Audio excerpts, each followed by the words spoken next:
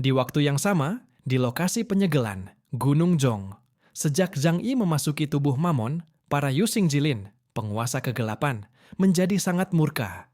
Mereka menggila, menyerang para manusia super, Yiren, dengan lebih buas.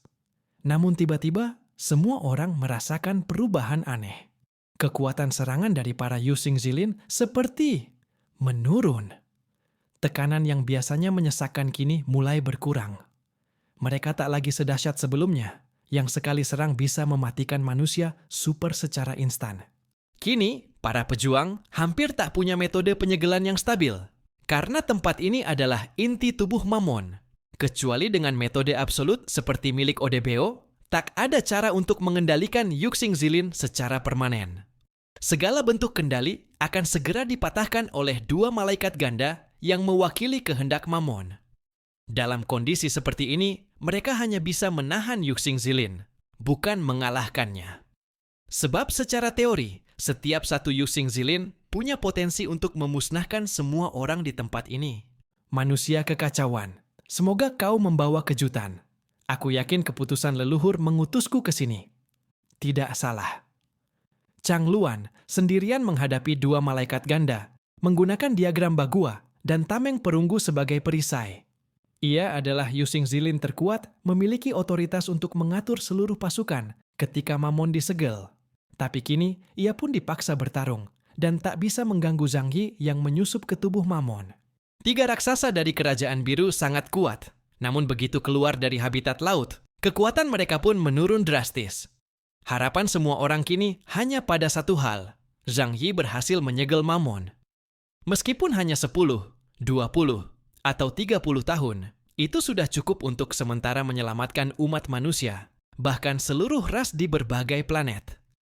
Kembali ke istana kerajaan, Zhang Yi duduk di atas tempat tidur, sementara Li Changgong duduk santai di kursi sambil membuka rak anggur. Ia menuang segelas dan mencicipinya. Lumayan enak, katanya. Zhang Yi melirik. Kau berani minum apapun yang ada di sini? Li Changgong mengangkat bahu.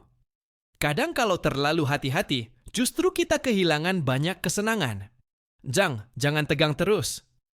Zhang Yi hanya tertawa dingin dan malas menanggapi. Tiba-tiba, suara ketukan terdengar dari luar pintu. Dua orang pengguna kekuatan ruang angkasa yang berjaga sudah tahu ada yang akan datang. Mereka tak terkejut sama sekali. Sepertinya itu sang putri, gumam Li Changgong sambil mengendus pelan. Aromanya harum. Mungkin karena pahlawan kita tadi tak melirik para petualang, maka ia putuskan turun sendiri. Dan kau tahu, ia melanjutkan dengan nada menggoda. Dia sangat cantik. Dan dia juga pewaris kerajaan. Cantik dan berkuasa. Kombo yang menggoda setiap pria. Zhang Yi menjawab datar. Sayangnya, dia salah sasaran. Walau ia kini tahu bahwa manusia dan monster di dunia ini adalah makhluk spiritual sejati, sama seperti manusia dari luar. Namun perasaannya tetap dingin, bahkan sedikit enggan. Ia tak mungkin memiliki keinginan khusus terhadap wanita dari dunia ini. Bagi Zhang Yi, semua ini hanya seperti permainan yang belum selesai. Ia adalah pemain yang terperangkap, dan satu-satunya tujuan adalah mengalahkan final boss secepat mungkin. Li Changgong tetap maju dan membukakan pintu. Mel, yang telah berdandan dengan sangat menawan, masuk. Ia memang cantik, tapi malam ini penampilannya sungguh memukau. Li Changgong bersiul. Kesempatan emas ini buatmu, sobat.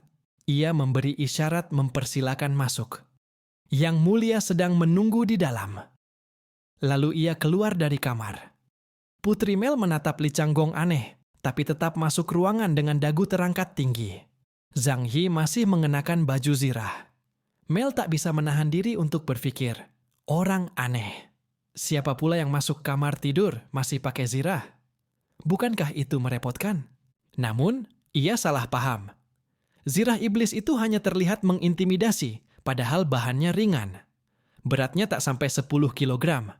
Dan karena dirancang langsung oleh lukeran sesuai ukuran tubuh Zhang Yi, zirah itu sangat pas dan tak mengganggu gerak sama sekali. Bagaimana dengan data tentang Raja Iblis? Zhang Yi langsung mengulurkan tangan, meminta laporan. Mel mengangguk pelan. Saya sudah menyiapkan semua informasi tentang Raja Iblis dan pasukannya, termasuk ras-ras yang bergabung, keempat jenderal besar, dan data lengkap bawahannya.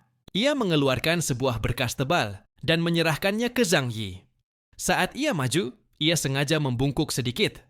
Pandangan Zhang Yi langsung tertuju ke pemandangan yang jelas terpampang.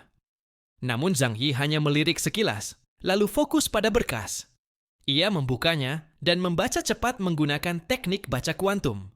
Perangkat cerdasnya langsung merekam semua isi berkas.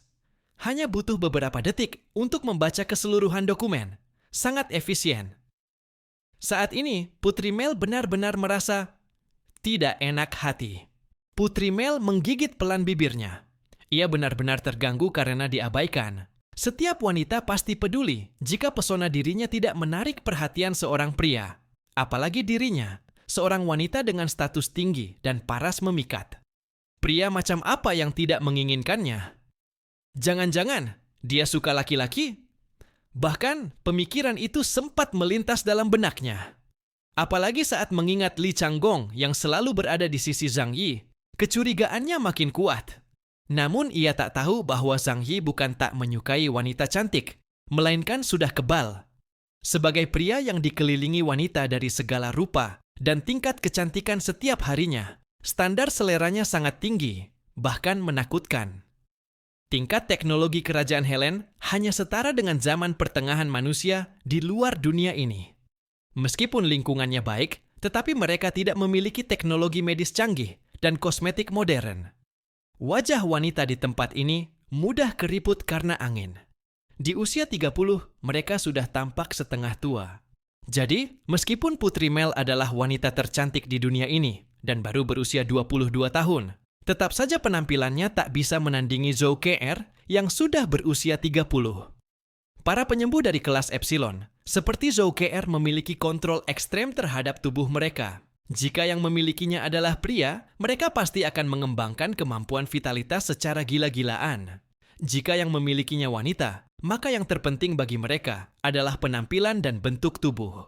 Dunia ini awalnya tidak memiliki nilai kecantikan sempurna 10, tapi sekarang nilai 10 itu ada.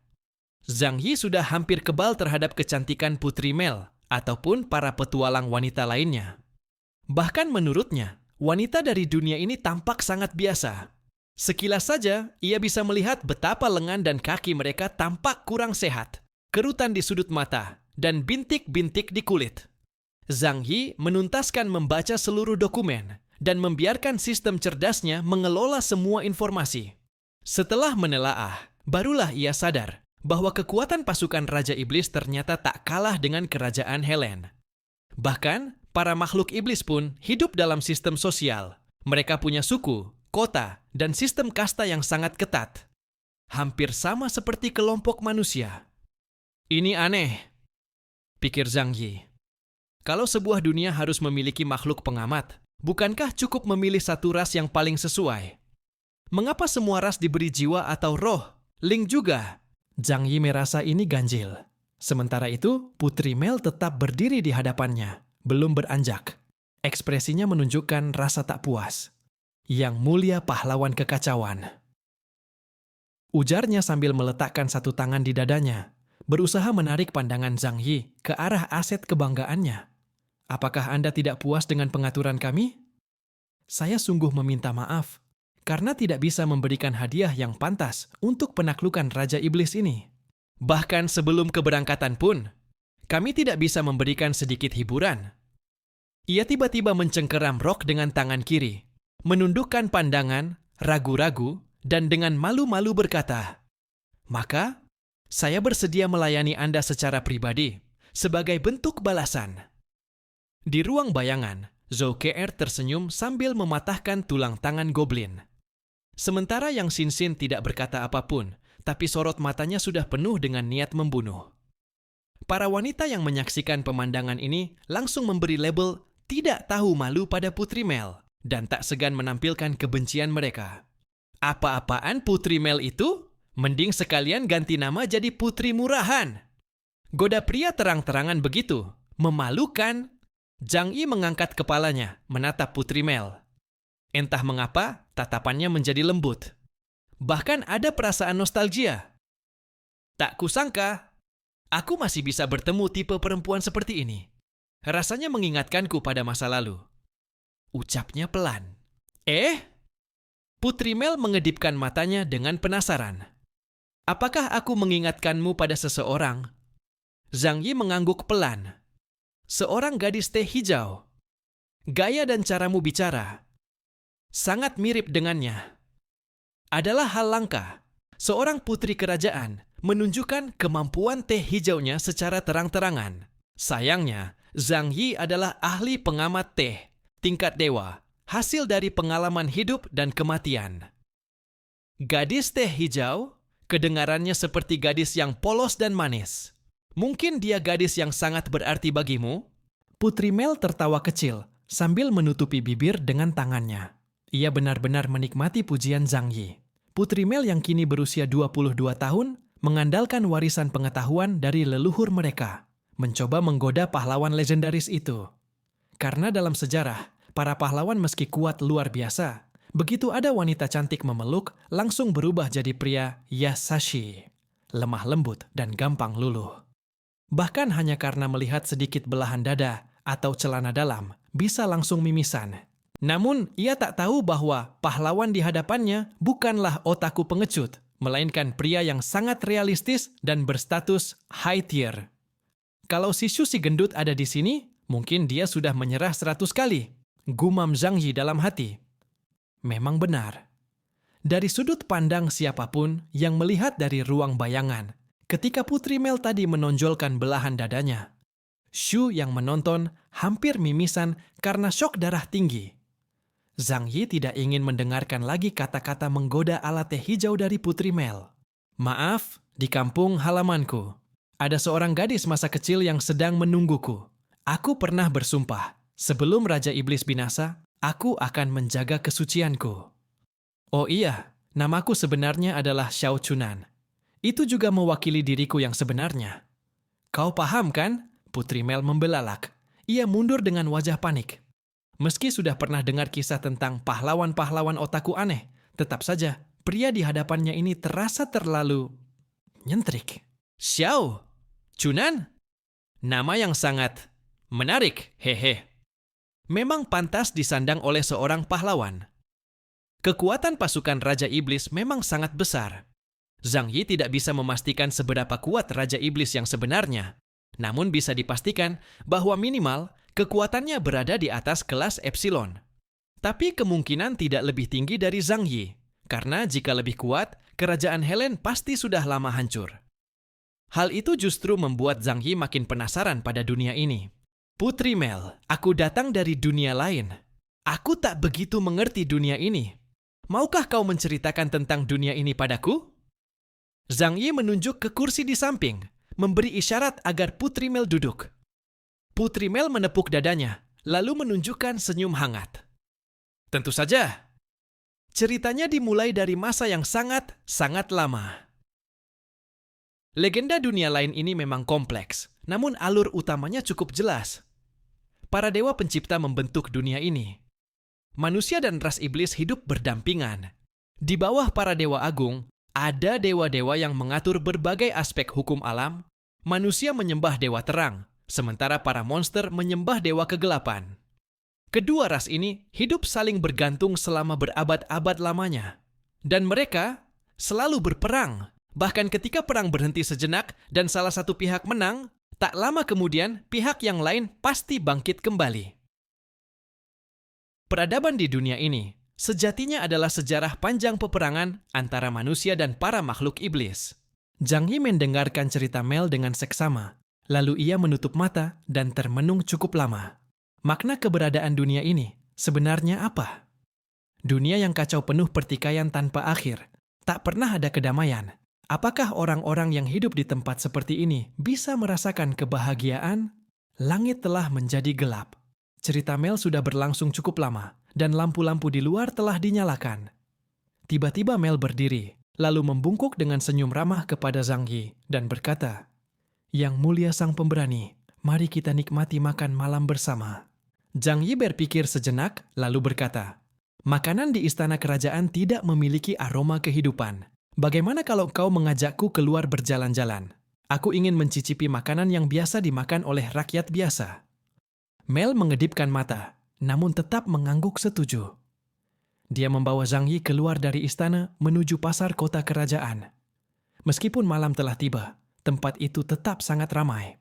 Kedai-kedai minum sudah menyalakan lentera.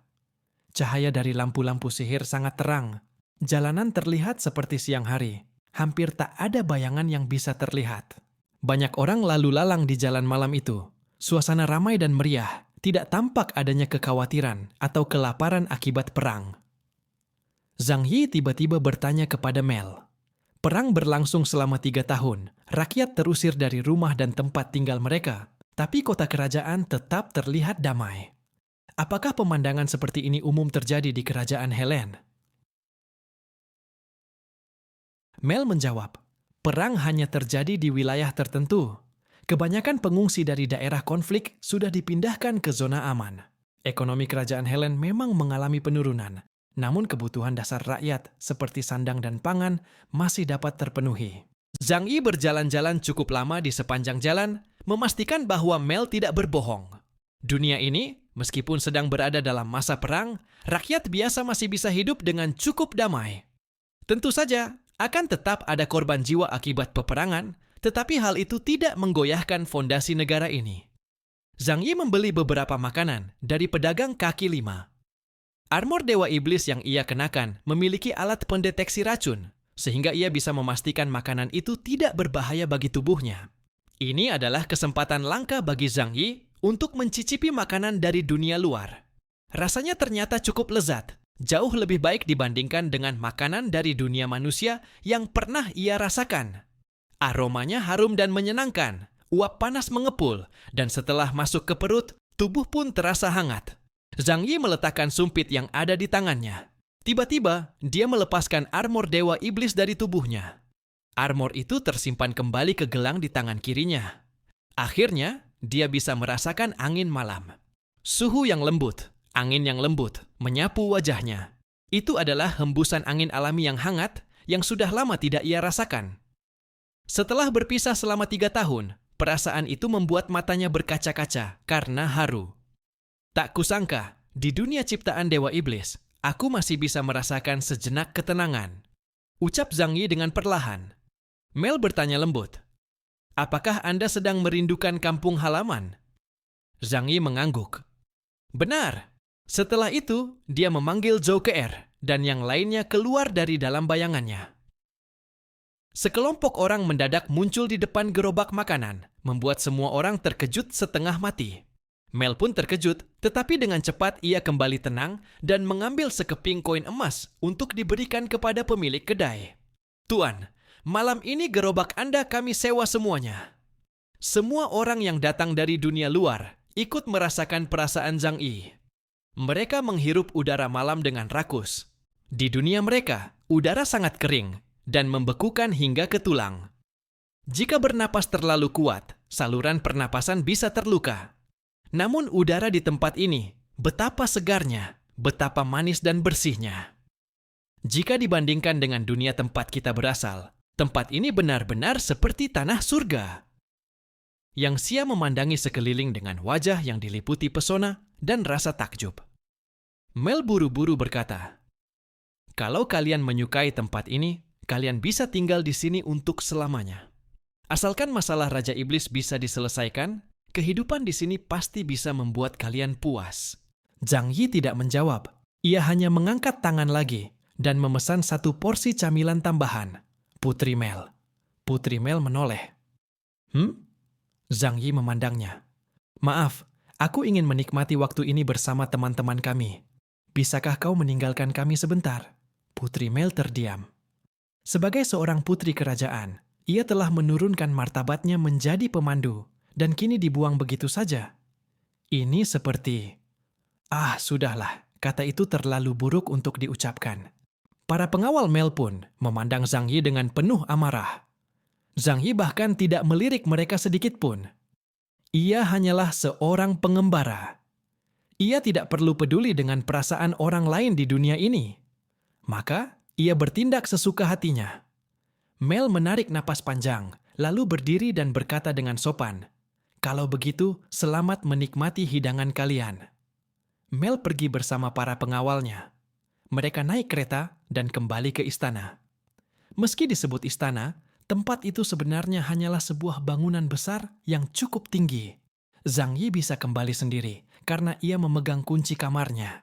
Shu si gendut dan Li Yangyang duduk bersama. Ia mencium aroma makanan khas daerah yang belum pernah dicobanya sebelumnya, menjilat bibirnya, lalu meniup makanan itu 2 kali dan menyendok 1 suap untuk disodorkan ke mulut Li Yangyang. Li Yangyang menunduk malu-malu, merapikan rambut ke belakang telinganya, lalu menyodorkan bibirnya untuk menyuap sendokan sup tersebut. Lampu-lampu di jalan bersinar terang. Beragam lampu sihir tak kalah indah dibandingkan lampu neon dunia manusia. Orang-orang berlalu lalang di jalanan. Aneka barang dagangan dipajang di gerobak maupun di toko-toko. Para pedagang berteriak mengundang orang-orang untuk membeli. Semuanya terasa begitu hangat, seperti jalanan pejalan kaki yang ramai di dunia manusia sebelum kiamat. Paman Yu dan yang lainnya makan sambil melihat ke kiri dan kanan. Mata mereka dipenuhi rasa nostalgia dan iri hati. Jika memungkinkan, mereka juga berharap dunia manusia bisa kembali seperti dulu, indah dan damai. Ada satu dugaan dalam hatiku. Zhang Yi berbicara santai sambil menyantap makanannya. Semua orang memandang Zhang Yi. Mereka tahu bahwa Zhang Yi memanggil mereka keluar tentu bukan tanpa alasan. Pasti ada hal penting yang ingin ia katakan. Zhang Yi memandang mereka dengan serius dan berkata, "Pemahaman suku Yihen tentang kaum Druk ternyata salah." Ekspresi wajah semua orang berubah aneh. Baru saja, belum lama ini mereka bertemu dengan suku Yihen dan mulai memahami kebenaran tentang alam semesta serta semua ras makhluk hidup di planet ini. Menurut cerita dari suku Yihen, kaum Druk adalah binatang buas, ras rendah yang hanya tahu bertindak berdasarkan naluri. Mereka dipaksa bersembunyi karena terusir oleh makhluk-makhluk liar seperti itu, sehingga tidak memiliki kesan baik terhadap kaum Druk. Mereka menggambarkan Druk sebagai makhluk yang tak berguna selain untuk makan, berkembang biak, dan bertahan hidup.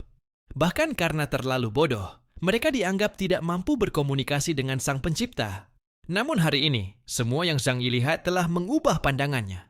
Waktu itu, aku terlalu cepat menyimpulkan bahwa kaum Druk adalah dewa liar tanpa nalar. Tapi apa yang kulihat hari ini membuatku mulai merenungi satu hal. Ia tersenyum pada semua orang. Dalam pandangan suku Yihen, apakah ada satu pun ras di dunia ini yang tidak mereka anggap sebagai makhluk bodoh? Perkataan ini membuat semua orang terdiam merenung. Susi gendut mengangkat matanya dan mengingat. Waktu itu di padang Chernobyl, ketika pertama kali bertemu dengan para ksatria Yihen, mereka juga menganggap makhluk berakal dari ras lain sebagai serangga. Tentu saja, terhadap kita pun mereka berpandangan yang sama. Zhou Ke'er mengangguk dan berkata, "Jika bukan karena mereka ingin kembali ke dunia eter, mungkin mereka bahkan tak sudi berhubungan dengan kita." Zhang Yi menyilangkan tangan dan berkata dengan tenang, "Kita telah terbawa oleh emosi kaum Yihen. Tapi sebenarnya, memiliki hasrat dan bukan anak kesayangan Sang Pencipta bukanlah kesalahan kita. Jadi, mungkinkah kita telah salah memahami keberadaan kaum Druk?" Ia menatap sekeliling. Tempat ini adalah dunia yang diciptakan oleh Mammon.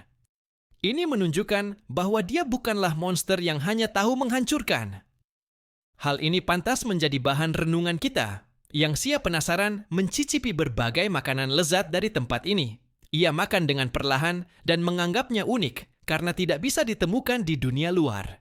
Ia bahkan mengeluarkan termos dan menuangkan makanan ke dalamnya untuk dibawa pulang dan diteliti lebih lanjut. Setelah mendengar ucapan Zhang Yi, ia berkata santai, "Sebenarnya, menurutku tempat ini jauh lebih baik daripada dunia luar yang membeku. Jika tempat ini bukan dunia palsu, aku ingin tinggal di sini selamanya." Ucapan itu membuat ekspresi wajah semua orang berubah sedikit. Angin malam yang sejuk berhembus melewati mereka. Untuk pertama kalinya dalam waktu lama, mereka merasakan hidup di luar tanpa pakaian tempur. Lingkungan yang nyaman dan menyenangkan, anginnya bersih dan segar. Tidak ada polusi dari industri modern, tidak ada asap kendaraan. Suhu yang nyaman. Menurut Mel, tempat ini memiliki musim semi sepanjang tahun. Hanya wilayah utara yang bersalju, dan bagian selatan agak panas. Kau bisa memilih tempat tinggal sesuai selera.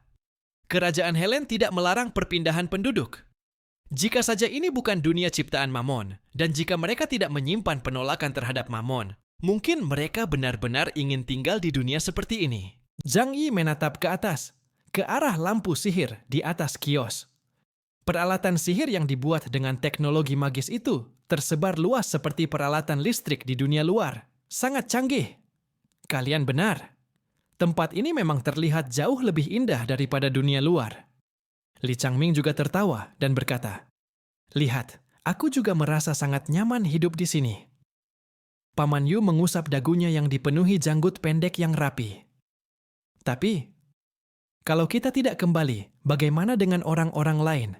Untuk mengakhiri pertempuran ini, kita harus menyegel Mammon. Jika tidak, wilayah Yoxing tidak akan bisa dihancurkan. Dan saat itu, seluruh anggota gereja Junzeng serta para petarung dari negara lain akan mati di sini. Lagi pula, masih banyak teman kita yang tinggal di kota Tianhai. Itulah yang dipikirkan oleh Paman Yu. Zhang Yi menarik napas dalam-dalam dan tersenyum ringan. Pada akhirnya, kita tetap harus kembali. Ia menatap Yang Xinxin. Untuk pertama kalinya, Yang Xinxin tidak mengatakan apapun. Ia tahu, pasti Yang Xinxin memiliki sesuatu yang ingin dikatakan, tapi ia sedang mengamati sikapnya. Xinxin, kalau kau ada sesuatu yang ingin dikatakan, katakan saja. Dengan restu dari Zhang Yi, Yang Xinxin pun meletakkan sendok supnya, menyeka sudut bibir, lalu dengan tenang berkata, "Sekarang aku tahu kenapa Sang Pencipta bersikeras menghancurkan kaum Druki. Sebelumnya aku sudah curiga. Kaum Druk sebagai generasi ketiga manusia hidup di dunia ini. Bahkan jika mereka menyerang kaum Yihen dengan brutal, seharusnya tidak sampai membuat Sang Pencipta begitu murka. Bagaimanapun juga, peperangan dan kehancuran antar ras makhluk hidup adalah hukum alam. Dan jika kaum Druke memang sekuat dan seganas itu, mereka justru menjadi pilihan ideal untuk dijadikan objek pengamatan. Mungkin kaum Yihen tidak tahu, atau mungkin mereka sengaja menyembunyikan informasi penting." Zhang Yi duduk tegak, dan semua orang menatap Yang Xinxin, menunggu kesimpulannya. Li Changgong memiringkan kepalanya. Kedua lengannya diletakkan di atas meja, menatapnya dengan seksama. Namun, Yang Xinxin hanya memandang Zhang Yi. Kaum Druke bukanlah makhluk bodoh. Mereka sudah lama menyadari keberadaan Sang Pencipta, dan mengetahui bahwa tujuan kelahiran ras mereka telah ditentukan sejak awal. Untuk mematahkan takdir yang dikendalikan oleh Sang Pencipta, mereka harus menembus batas sebagai generasi ketiga manusia. Zhang Yi mengernyitkan dahi dengan heran. Tapi, bagaimana kita sebagai manusia bisa menembus batasan itu? Yang Xinxin mengangguk dan menjawab, "Sangat sederhana, menjadi dewa." Menjadi dewa? Zhang Yi menghela napas. Dewa yang disebut dalam legenda hanyalah manusia zaman kuno yang memiliki kekuatan luar biasa. Pada akhirnya, mereka pun akan lenyap dalam arus waktu. Namun Yang Xinxin menggeleng pelan. Tidak. Yang kumaksud dengan dewa bukanlah seperti yang umum dipahami oleh manusia. Yang kumaksud adalah dewa sejati, Sang Pencipta itu sendiri. Ia menunjuk ke arah langit. Alasan Sang Pencipta begitu waspada terhadap kaum Druke adalah karena mereka bermaksud merebut status keilahian. Tapi bagaimana cara merebutnya? Sangat sederhana.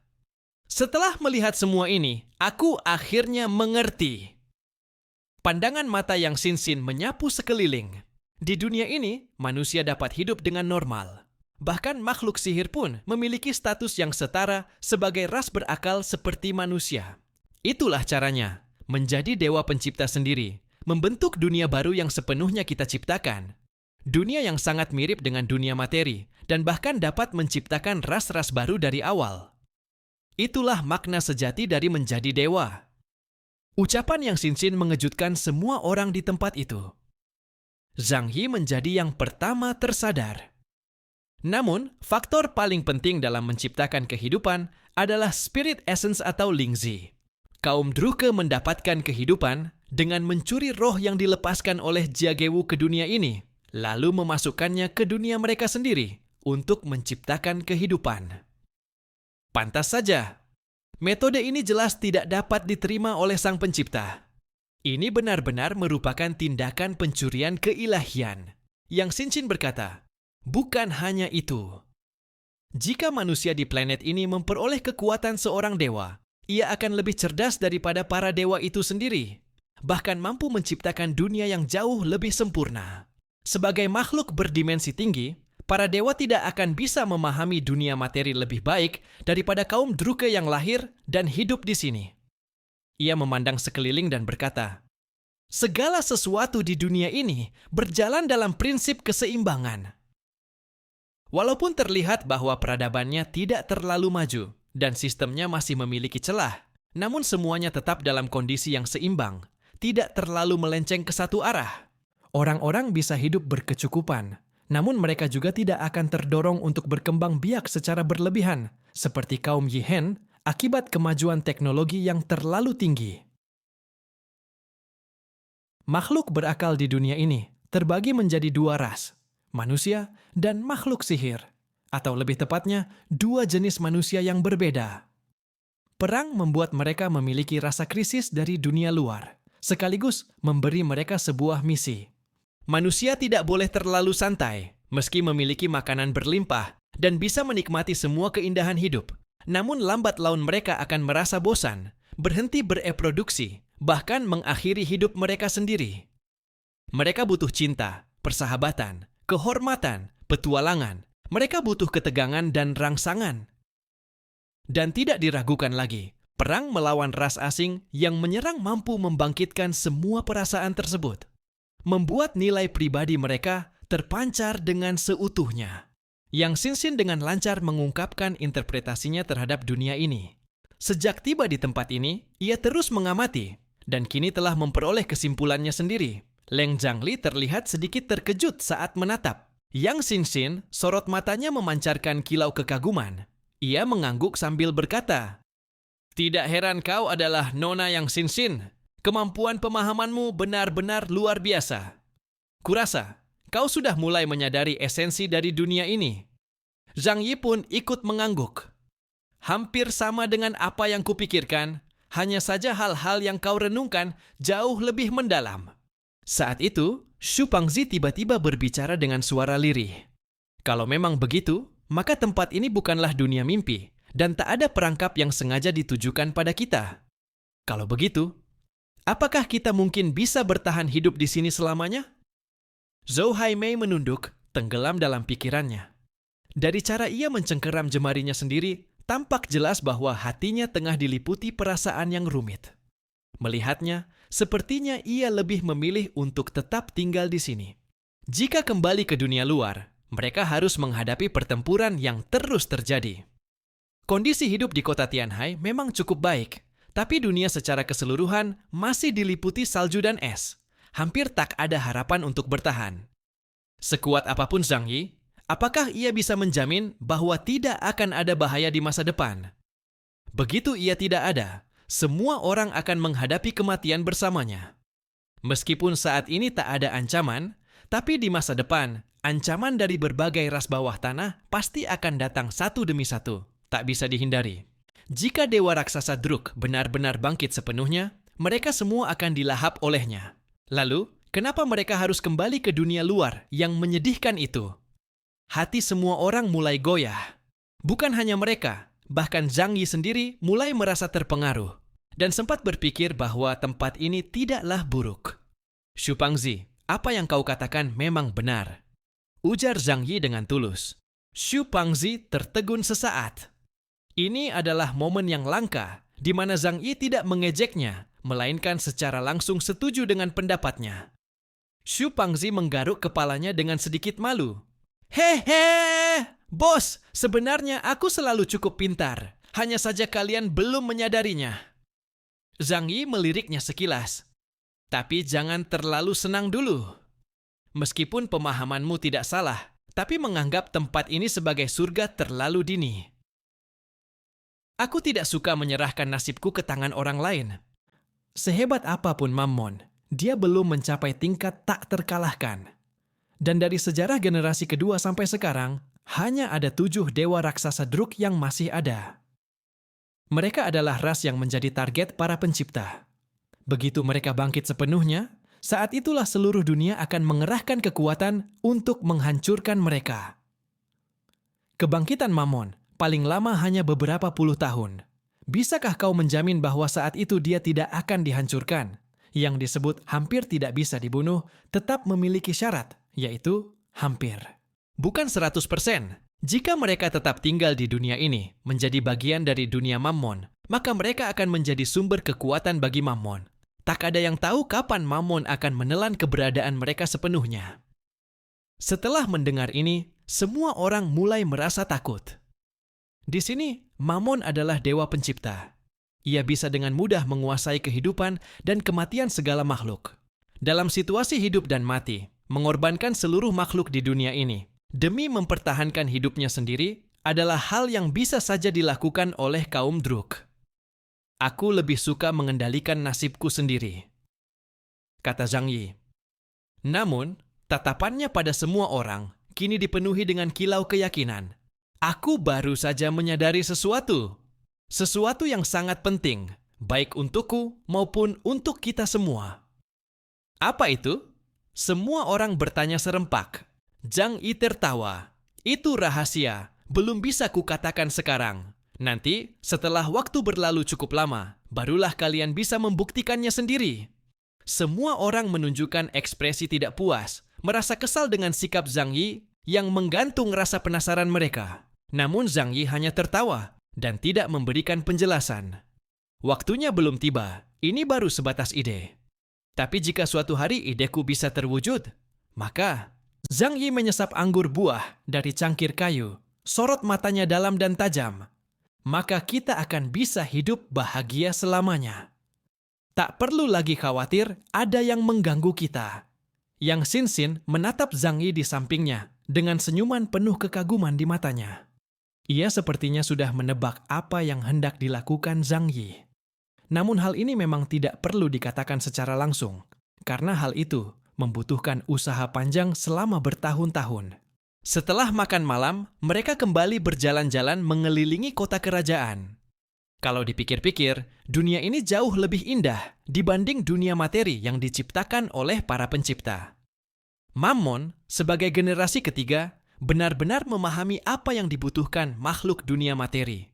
Yang dibutuhkan bukan sekadar makanan dan pakaian, tetapi juga cinta dan kedamaian, serta tujuan hidup. Terutama sistem sosial di kerajaan Helen sungguh mengesankan. Setelah makan malam, mereka kembali ke istana untuk menginap sementara. Selama di sana, beberapa petualang wanita kembali mencoba mengenakan pakaian seksi, membawa lentera sihir untuk mencari Zhang Yi, dan berbicara dari hati ke hati, tapi semua ditolak Zhang Yi dengan sopan. Keesokan harinya, saat matahari baru saja merangkak naik ke lereng bukit, Zhang Yi sudah bangun. Tanpa alat pemanas, suhu alami saja sudah terasa nyaman. Zhang Yi berjalan ke jendela, membuka daun jendela dengan tangannya, membiarkan angin segar menerpa wajahnya. Rasanya sungguh luar biasa. Seorang pelayan wanita datang membawa perlengkapan mandi, membantu Zhang Yi membersihkan diri. Yang Mulia Pahlawan, Paduka Raja, dan Yang Mulia Putri telah menyiapkan sarapan. Mohon berkenan hadir bersama mereka. Zhang Yi menerima pelayanan mereka dengan tenang. Ia melemparkan handuknya ke samping sambil tersenyum. Baik, aku mengerti. Ia dan Li Zhangli bersama-sama menuju ruang makan. Ruang makan istana tidak terlalu mewah, karena memang dibangun dari pajak rakyat dan standar makanannya pun memiliki batasan ketat. Namun, demi menjamu pahlawan yang mulia, makanannya tentu cukup istimewa. Begitu melihat Zhang Yi, Raja Loke dan Putri Mel langsung tersenyum cerah, menyambutnya dengan hangat. Tidurmu nyenyak semalam, Tuan Pahlawan Kaos. Semoga Anda dalam kondisi prima dan siap berangkat ke garis depan untuk menumpas pasukan Raja Iblis. Aku tidur cukup baik semalam, tak perlu khawatirkan aku. Jawab Zhang Yi dengan datar, namun mengingat bahwa orang di hadapannya bukan NPC, ia menambahkan dengan sopan. Terima kasih atas perhatian Anda. Mel melirik sekeliling. Hanya ada Zhang Yi dan Li Zhangli, lalu bertanya penasaran. Di mana teman-teman Anda yang lain? Zhang Yi menjawab, mereka sedang sibuk, tak perlu dikhawatirkan. Di meja sarapan, Raja dan Putri Mel kembali berbicara panjang lebar, dengan serius menjelaskan betapa mengerikannya pasukan Raja Iblis, serta menjanjikan hadiah yang akan diberikan kepada Zhang Yi jika berhasil menumpas mereka. Termasuk namun tidak terbatas pada sebidang tanah yang luas, gaji yang besar setiap bulan, serta pemberian gelar bangsawan tingkat adipati. Tentu saja, segala sesuatu yang diperoleh di dunia ini tidak bisa diwariskan, karena anak-anak pun tidak dapat diasuh sendirian. Zhang Yi saat ini sangat tenang, tidak terlalu memusingkan semua itu, jadi ia hanya menanggapinya dengan santai. Setelah selesai sarapan, Zhang Yi berkata, "Baiklah, aku akan berangkat ke garis perbatasan. Upacara-upacara kecil lainnya tidak perlu dipersiapkan. Waktuku cukup terbatas." Seperti yang sudah ia duga, Raja dan sang putri memang telah menyiapkan sebuah upacara besar. Setiap detail sudah mereka persiapkan dengan sangat baik. Sayangnya, Zhang Yi benar-benar tidak menanggapi dengan serius. Meski ia mengagumi dunia ini, tetapi tidak merasa terlalu terikat padanya. Putri Mel tersenyum lembut. Pantas saja Anda adalah pahlawan. Gaya bertindak Anda memang sangat berbeda. Ia kemudian memanggil keempat petualang wanita. Keempat petualang ini adalah elit terbaik dari kerajaan Helen. Mereka akan mengikuti Anda, sepenuhnya tunduk pada perintah Anda. Selain itu, ini adalah surat penugasan dari kerajaan. Dengan surat ini, Anda akan ditugaskan ke kota militer utama di garis pertahanan pertama, yaitu kota Maige. Pasukan penakluk setempat akan bekerja sama dengan Anda dalam menjalankan misi. Zhang Yi menerima gulungan perkamen itu, bahkan tidak melihat isinya, langsung dilempar ke dalam ruang dimensi miliknya. Setelah memeriksa posisi kota Maige, ia tahu bahwa letaknya sekitar 1000 km lebih di arah barat daya dari ibu kota. Cukup jauh juga, ujar Zhang Yi dengan nada datar. Putri Mel tersenyum dan mengangguk. Tenang saja, kami sudah mempersiapkan segalanya. Ia bertepuk tangan pelan, dan segera beberapa prajurit datang membawa beberapa ekor kuda besar dan gagah. Kuda-kuda itu tampak luar biasa. Tingginya lebih dari 3 meter, hampir 2 kali lipat tinggi manusia biasa. Tubuh mereka dilapisi bulu tebal dan panjang, kuku mereka menyala dengan api, dan sorot mata mereka terlihat ganas. Yang paling aneh, tubuh mereka ditutupi sisik-sisik menyerupai naga, sangat mencolok dan unik. Itulah kuda bersisik naga. Mereka adalah alat transportasi terbaik di seluruh benua. Mereka mampu menempuh 800 eli per hari, bahkan bisa menyeberangi sungai dan danau. Jika menungganginya, kalian akan tiba di kota Maige dalam 2 atau 3 hari saja. Zhang Yi melirik kuda-kuda bersisik naga itu. Awalnya tidak tertarik. Namun setelah berpikir sejenak, barang gratis, kenapa tidak diambil? Lagi pula bisa dibawa untuk diteliti. Jadi ia pun mengangguk dan menerima kuda-kuda itu tanpa basa-basi. Kalau begitu, kita berpisah di sini. Nantikan kabar kemenangan kami. Zhang Yi mengulurkan tangan, berpamitan pada Putri Mel dan Raja Locke. Kemudian ia berbalik, langsung berjalan mendekati kuda bersisik naga tertinggi. Meski telah dijinakkan, sifat buasnya sebagai makhluk sihir membuatnya tetap sombong. Tidak semua orang bisa menungganginya. Melihat seorang manusia pendek berjalan ke arahnya, kuda itu langsung mengembuskan asap putih dari hidungnya, menunduk menatap manusia itu, seolah ingin menilai apakah manusia ini layak berada di punggungnya. Namun saat Zhang Yi mendekat, kuda itu langsung memalingkan kepala dan memutar badannya ke samping. Sambil membuka mulut dan menampakkan deretan gigi putihnya, ia tampak seperti sedang mengejek manusia di depannya. Berani mengejek? Zhang Yi tersenyum tipis, lalu meletakkan satu tangan di punggung kuda itu. Detik berikutnya, ia langsung mengangkatnya seperti ayam kecil. Kuda bersisik naga yang tinggi besar itu langsung menendang-nendang dengan panik, mengeluarkan suara nyaring karena ketakutan. Tanpa berkata apa-apa, Zhang Yi langsung melemparkannya ke dalam bayangan. KR, teliti makhluk ini. Kalau tidak punya nilai guna yang berarti, Biarkan Xia memeriksa apakah dagingnya layak dimakan. Beberapa kuda ini ada yang jantan dan betina. Nanti bisa dibawa keluar untuk dikembangbiakkan, lumayan juga buat tambahan daging. Kuda bersisik naga itu pasti tak pernah menyangka, sebagai tunggangan paling berharga di benua ini, dengan harga selangit, nasibnya bisa berakhir sebagai daging panggang. Mel dan yang lainnya hanya bisa terpana menyaksikan kejadian itu. Penyihir besar elemen ruang, Zhang Yi tidak berhenti di situ. Ia langsung menyimpan semua kuda bersisik naga itu ke dalam ruang dimensinya. Lalu menoleh pada 4 petualang wanita yang masih melongo. "Jangan bengong, ayo cepat ikut aku." Begitu ucapannya selesai, ia langsung mengayunkan tangan dan membelah udara, menciptakan gerbang dimensi, lalu melangkah masuk. Tubuhnya langsung menghilang dari tempat itu, diikuti oleh Li Zhanggong. Keempat petualang wanita itu menoleh pada Putri Mel dan Raja Locke, lalu segera mengikuti mereka setelah mendapat isyarat anggukan. Putri Mel dan Raja Locke berdiri terpaku, merasa seperti tersapu oleh angin. Pahlawan kali ini memang berbeda. Dia seperti tak memandang siapapun.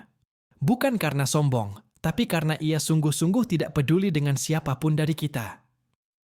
Asalkan dia bisa mengalahkan Raja Iblis dan membawa kembali perdamaian untuk kerajaan Helen, itu sudah cukup. 4 petualang wanita yang mengikuti Zhang Yi benar-benar merasakan pengalaman yang seperti mimpi, seolah dalam sekejap menyeberangi gunung dan lautan. Setiap kali gerbang ruang terbuka, jarak tempuhnya mencapai 500 li. Jarak sejauh itu di dunia mereka sudah dianggap sangat jauh. Baru saja mereka berada di ibu kota, kini mereka sudah melayang di udara. Lalu sekejap kemudian, mereka sudah melewati pegunungan. Meski mereka adalah petualang dari dunia lain, namun karena terbatasnya tingkat dunia mereka, kekuatan mereka masih jauh di bawah para awak dari luar dunia. Kemampuan Zhang Yi membuat mereka benar-benar terpukau. Ini penyihir besar elemen ruang, minimal harus setingkat 90 ke atas. Ujar naga wanita Phil dengan mulut ternganga. Meski biasanya ia cuek, kini tak bisa menyembunyikan keterkejutannya. Bukan cuma itu, bahkan lebih dari itu. Kedua penyihir kembar menatap Zhang Yi dengan wajah penuh keterpukauan. Mereka menatap tubuh gagah Zhang Yi dalam baju zirah. Perlahan-lahan muncul rasa takjub dan kagum seperti menyembah dewa. Tanpa mantera, menggunakan sihir ruang secara beruntun tanpa jeda. Bahkan dalam legenda pun belum pernah terdengar ada penyihir ruang yang bisa melakukannya. Dia benar-benar seperti dewa. Zhang Yi sendiri tidak menyadari, dalam waktu sesingkat itu, ia telah mendapatkan beberapa pengagum fanatik. Saat ini, pikirannya hanya tertuju pada satu hal. Segera tiba di kota Maige, mengalahkan Raja Iblis Sengel, dan melihat apakah ia bisa mengguncang bentuk manusia milik Ling. Tuan pahlawan? Enikas membuka mulut dengan hati-hati. Zhang Yi menoleh ke arahnya. "Ada apa? Anda? Apakah Anda seorang dewa?" Mata Enikas dipenuhi rasa kagum. "Di mataku, Anda adalah dewa sihir sejati." Zhang Yi tersenyum tipis. Dari sudut pandang tertentu, mungkin bisa dibilang begitu. Ia bukan berasal dari dunia ini, dan sudah tidak memiliki rasa takut terhadap konsep ketuhanan. Apa yang disebut dewa hanyalah manusia yang sangat kuat. Sedangkan yang disebut Sang Pencipta hanya sekumpulan kesadaran. Tak perlu disembah karena ia tak peduli pada kehendak manusia. Kau membencinya, mencintainya, baginya semua itu tak berarti. Tatapan beberapa petualang wanita yang tertuju pada Zhang Yi kini semakin penuh rasa hormat dan kekaguman. Kini mereka bisa memahami mengapa Zhang Yi tidak tertarik pada pengabdian mereka. Sebab, bagaimana mungkin wanita-wanita biasa seperti mereka pantas bagi seorang dewa sihir sekuat itu? Saat para gadis itu masih sibuk berimajinasi di dalam kepala masing-masing, tiba-tiba terdengar suara Zhang Yi. "Sudah sampai." Beberapa gadis itu tertegun sejenak. Saat mereka menengadah, ternyata benar-benar telah sampai di kota benteng perbatasan, kota Maige. Tembok kotanya menjulang tinggi seperti gunung yang agung, dan di atas gerbang kota tertulis karakter besar kota Maige. Secepat ini, pantas saja beliau disebut sebagai pahlawan. Enikas kini benar-benar berubah menjadi penggemar berat Zhang Yi. Matanya memancarkan cahaya kekaguman. Dari dalam bayangan, Yang Sinsin menggigit bibir dan tiba-tiba berkata, "Kakak, sepertinya gadis-gadis lokal ini menaruh hati padamu. Kamu harus hati-hati." Beberapa orang di sekitar menatap Yang Sinsin dengan ekspresi keheranan, seakan sedang menyaksikan sebuah keajaiban. Selama ini dikenal sebagai sosok dingin dan cerdas, ternyata Yang Sinsin juga bisa merasa cemburu pada petualang wanita ini. Namun itu wajar saja, mengingat budaya dunia ini berbeda dengan dunia luar. Para wanita itu tidak tahu tentang keberadaan Yang Sinsin dan yang lainnya. Jadi mereka pun tanpa ragu menunjukkan kekaguman mereka pada Zhang Yi. Sementara itu, Shu si gendut tampak berlinang air mata, diam-diam mengepalkan tinjunya. Inilah kehidupan yang selalu aku impikan. Tiba-tiba wajah Shu membeku, merasakan ada tatapan mengarah ke wajahnya. Dengan kaku, Shu menoleh dan mendapati Li Yangyang sedang menatapnya sambil tersenyum manis. "Itu, maksudku, dunia ini benar-benar menakjubkan, hahaha." Li Yangyang dengan pengertian berkata, "Benar, aku juga menyukainya. Kalau kamu memang menyukai gadis-gadis seperti itu, maka aku bisa memakainya untukmu nanti." Ia tersenyum genit, jemari mungilnya menyentuh dagunya, sambil memandang Shu dengan tatapan menggoda. "Dulu waktu aku sering cosplay, aku punya julukan loh. Slime Yangyang." Slime? Sebagai wibu sejati, Shu langsung paham. Maksudnya, wajahnya memerah dengan ekspresi tak bisa dijelaskan. Itu berarti 1001 bentuk, bukan? Memiliki satu pacar. Sama saja seperti memiliki harem besar. Setiap hari bisa mencoba kulit yang berbeda. Hehehe. Dang Yi dan rombongan pun tiba di kota Maige, dan dengan membawa surat penugasan langsung dari sang raja, mereka diizinkan masuk ke dalam kota. Tak lama setelah itu, suara gemuruh mengguncang tanah. Dari ujung jalan, debu dan asap membumbung tinggi, seolah ribuan pasukan kuda sedang menerjang ke arah mereka. Zhang Yi mengaktifkan mode inframerah pada pelindung wajahnya, dan melihat ratusan pasukan kavaleri tengah bergerak cepat mendekat. Mereka berhenti tepat di depan Zhang Yi. Ini adalah pasukan berkuda yang sangat elit, semuanya mengenakan baju zirah. Pemimpin mereka menunggang seekor kuda bersisik naga berwarna merah menyala. Rambutnya dipotong pendek seperti landak, wajahnya dingin dengan rahang panjang tajam seperti diukir dengan pisau. "Kalian rombongan sang pahlawan?" tanya sang jenderal dengan suara dingin. Zhang Yi menatapnya dan bertanya, "Kau Jenderal Owen, komandan garis pertahanan kota Maige?" Owen adalah panglima tertinggi di kota Maige. Saat di istana, Putri Mel sudah menyampaikan informasi ini. "Betul," jawab Owen sambil turun dari kudanya. Ia berjalan menghampiri Zhang Yi dan mengulurkan tangan besinya. Zhang Yi pun menyambut dengan tangannya. Namun saat tangan mereka saling menggenggam, Zhang Yi langsung merasakan kekuatan besar menghantamnya. Alisnya terangkat. Detik berikutnya, beberapa orang di sekitar mereka mendengar bunyi krek. Seolah ada tulang seseorang yang patah. Beberapa prajurit di belakang Owen mulai terkikik pelan. "Hah, pahlawan macam apa ini? Sekali genggam saja sudah dipatahkan tangan oleh Jenderal Owen. Benar-benar rapuh. Tapi bukankah dia utusan dari raja? Jenderal terlalu berlebihan, ya?" Namun mereka tidak melihat wajah Owen yang tiba-tiba memucat. Zhang Yi sedikit terkejut, tulang tangan Owen patah, tapi dia masih bisa menahan rasa sakit tanpa berteriak. Owen memang luar biasa. Namun, Zhang Yi tidak bisa disalahkan. Ia tidak punya waktu untuk bermain-main dengan politik kekuasaan. Waktunya berharga dan harus langsung memperlihatkan kekuatannya. Zhang Yi melepaskan genggamannya. "Panggil aku Kao saja. Kau adalah komandan di sini. Sekarang sudah melihat surat penugasan dari raja. Aku harap kau bisa bekerja sama dengan baik. Sekarang, aku butuh semua intel tentang pasukan Raja Iblis. Dan data terbaru tentang garis depan." Owen tersenyum tipis. Memang pantas jadi pahlawan. Bahkan setelah kejadian barusan pun masih bisa tetap tenang. Saat berbicara, tangan kirinya diam-diam disembunyikan ke belakang, dan keringat dingin mulai mengalir dari dahinya karena rasa sakit. "Karena Anda dikirim langsung oleh Yang Mulia Raja, maka saya akan menghormatinya." Silakan ikut saya ke markas militer.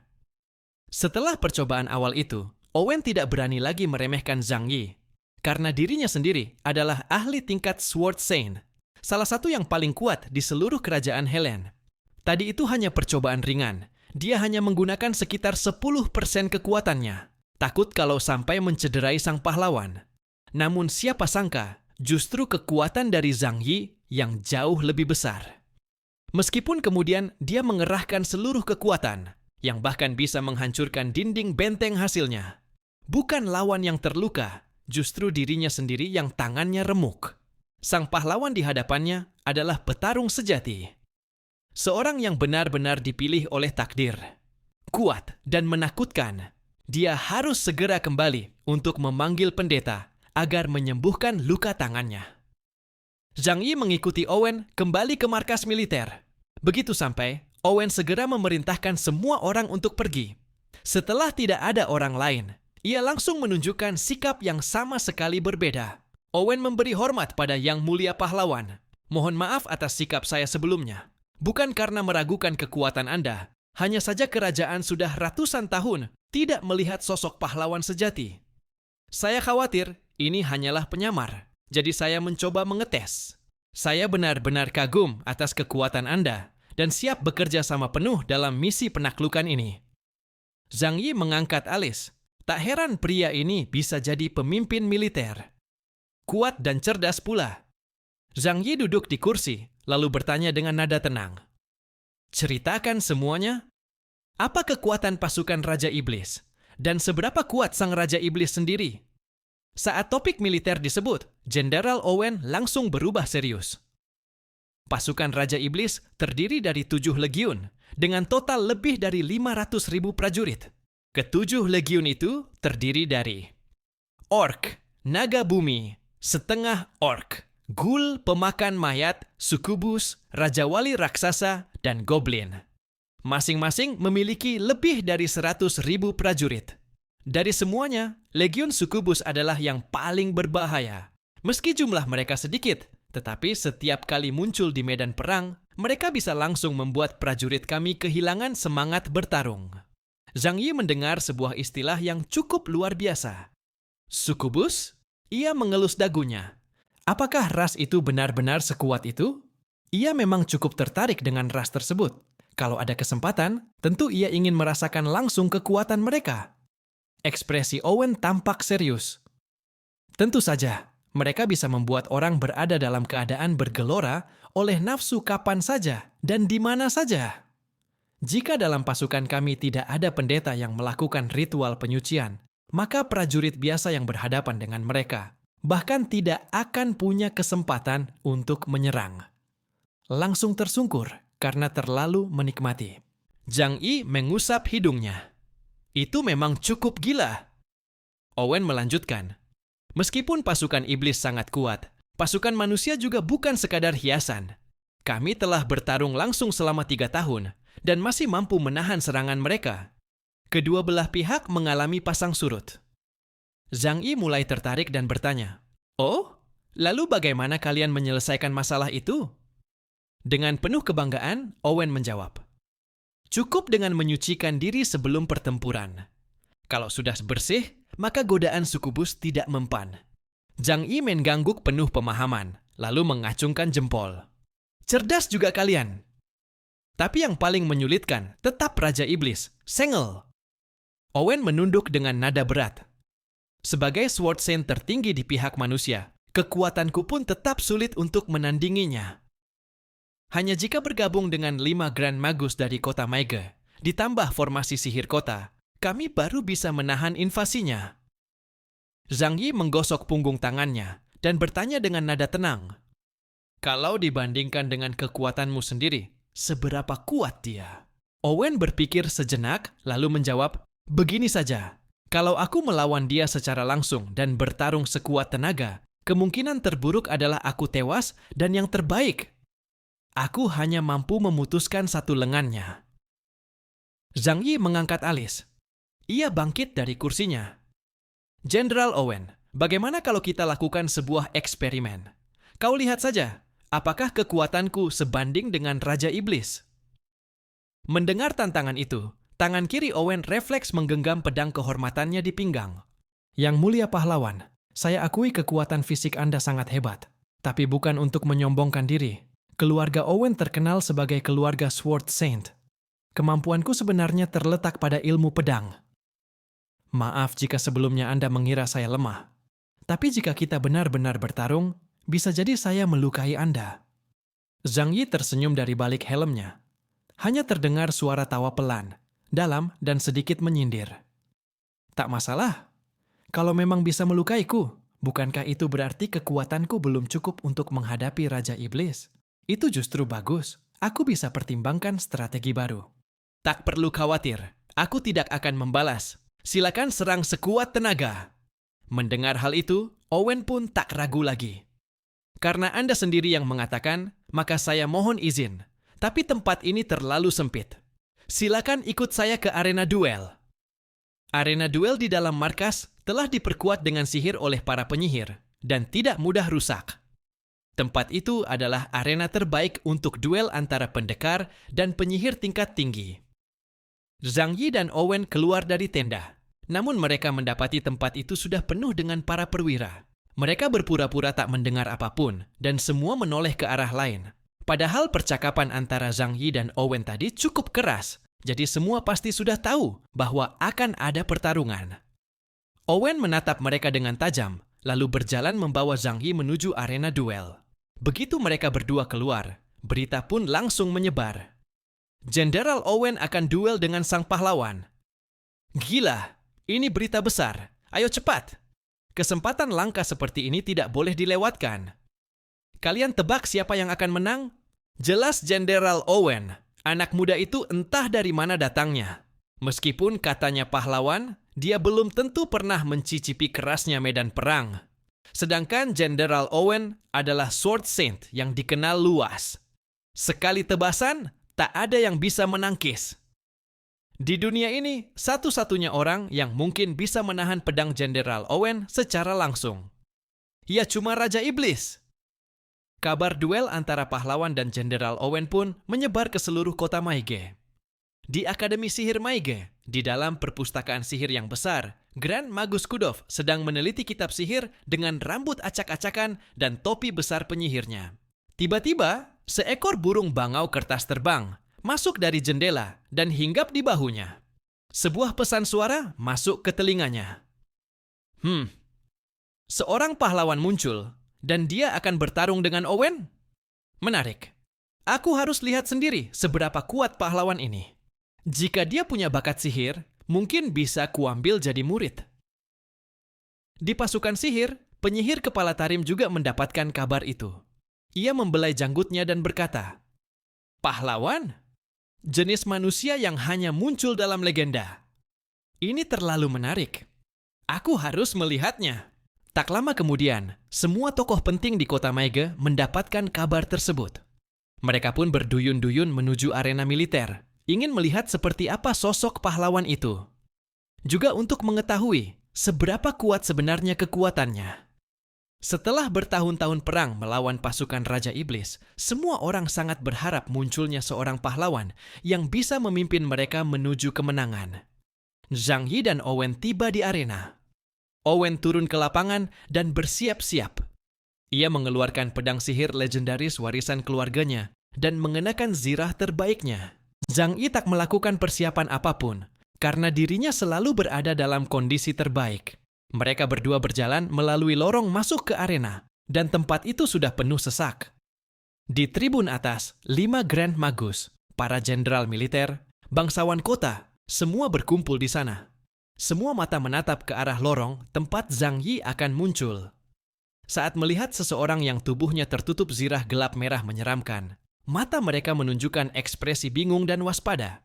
Kenapa pahlawan ini tidak berani memperlihatkan wajah aslinya? Aneh. Gayanya mencurigakan, tidak menyenangkan dilihat. Tidak ada sedikit pun wibawa yang biasanya dimiliki seorang pahlawan. Para bangsawan berbisik-bisik. Mereka merasa penasaran dengan pahlawan misterius ini. Penampilan Zhang Yi dengan zirah gelapnya bahkan lebih mirip Raja Iblis daripada seorang pahlawan. Namun ia tidak peduli pada kata-kata para penduduk dunia ini. Tatapannya tetap tenang menatap Owen, si Sword Saint. Ayo, tunjukkan pada aku. Seperti apa tingkat kekuatan tertinggi dunia ini? Zhang Yi berjalan keluar dari lorong dan berdiri di tengah arena duel, kemudian menunggu kedatangan Owen. Sebenarnya Owen sudah lebih dulu tiba di lorong, namun ia sengaja menunggu Zhang Yi tampil lebih dulu, baru kemudian ia sendiri perlahan keluar. Orang yang muncul terakhir di arena selalu memberi kesan sebagai bintang utama, lebih memiliki panggung. Begitu Owen muncul, sorakan pun meledak seperti gelombang laut yang mengamuk. Jenderal Owen, kalahkan dia. Tunjukkan kekuatan kita. Banyak gadis bangsawan berpakaian mewah. Dan ibu-ibu muda pun turut melambai-lambaikan sapu tangan dengan semangat tinggi, berteriak sekuat tenaga demi menarik perhatian Jenderal Owen. Sapu tangan berterbangan di udara, seperti kupu-kupu, melayang ke arah Owen. Owen membuka kedua tangannya, menikmati sepenuhnya pemujaan dan sorakan orang-orang. Terima kasih semuanya. Aku mencintai kalian. Dengan wajah penuh senyum, Owen menerima sambutan luar biasa itu, sementara Zhang Yi yang berdiri di sisi lain terlihat sangat dingin dan sepi. Tak seorang pun yang memperhatikannya. Bagaimanapun juga, di kota Maige ini, dia hanyalah orang asing. Tak ada satupun yang mengenalnya. Meskipun menyandang gelar sebagai pahlawan, tak mudah membangkitkan rasa kagum atau hormat dalam waktu singkat.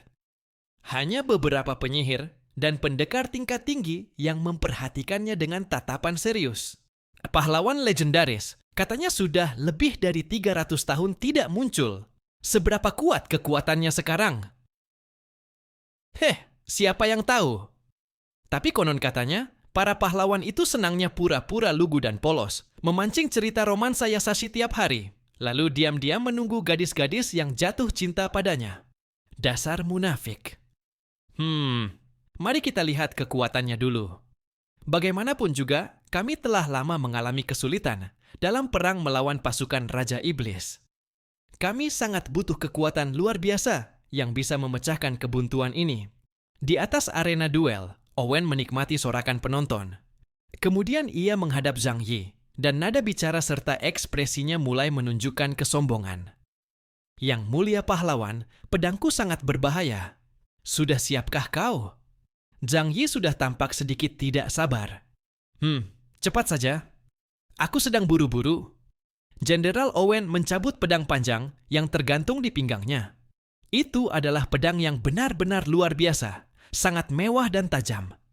Bilahnya lebar, memancarkan kilatan dingin, dan pada permukaannya terpahat seekor naga hitam besar, tampak buas dan menakutkan, menyiratkan aura pembunuhan.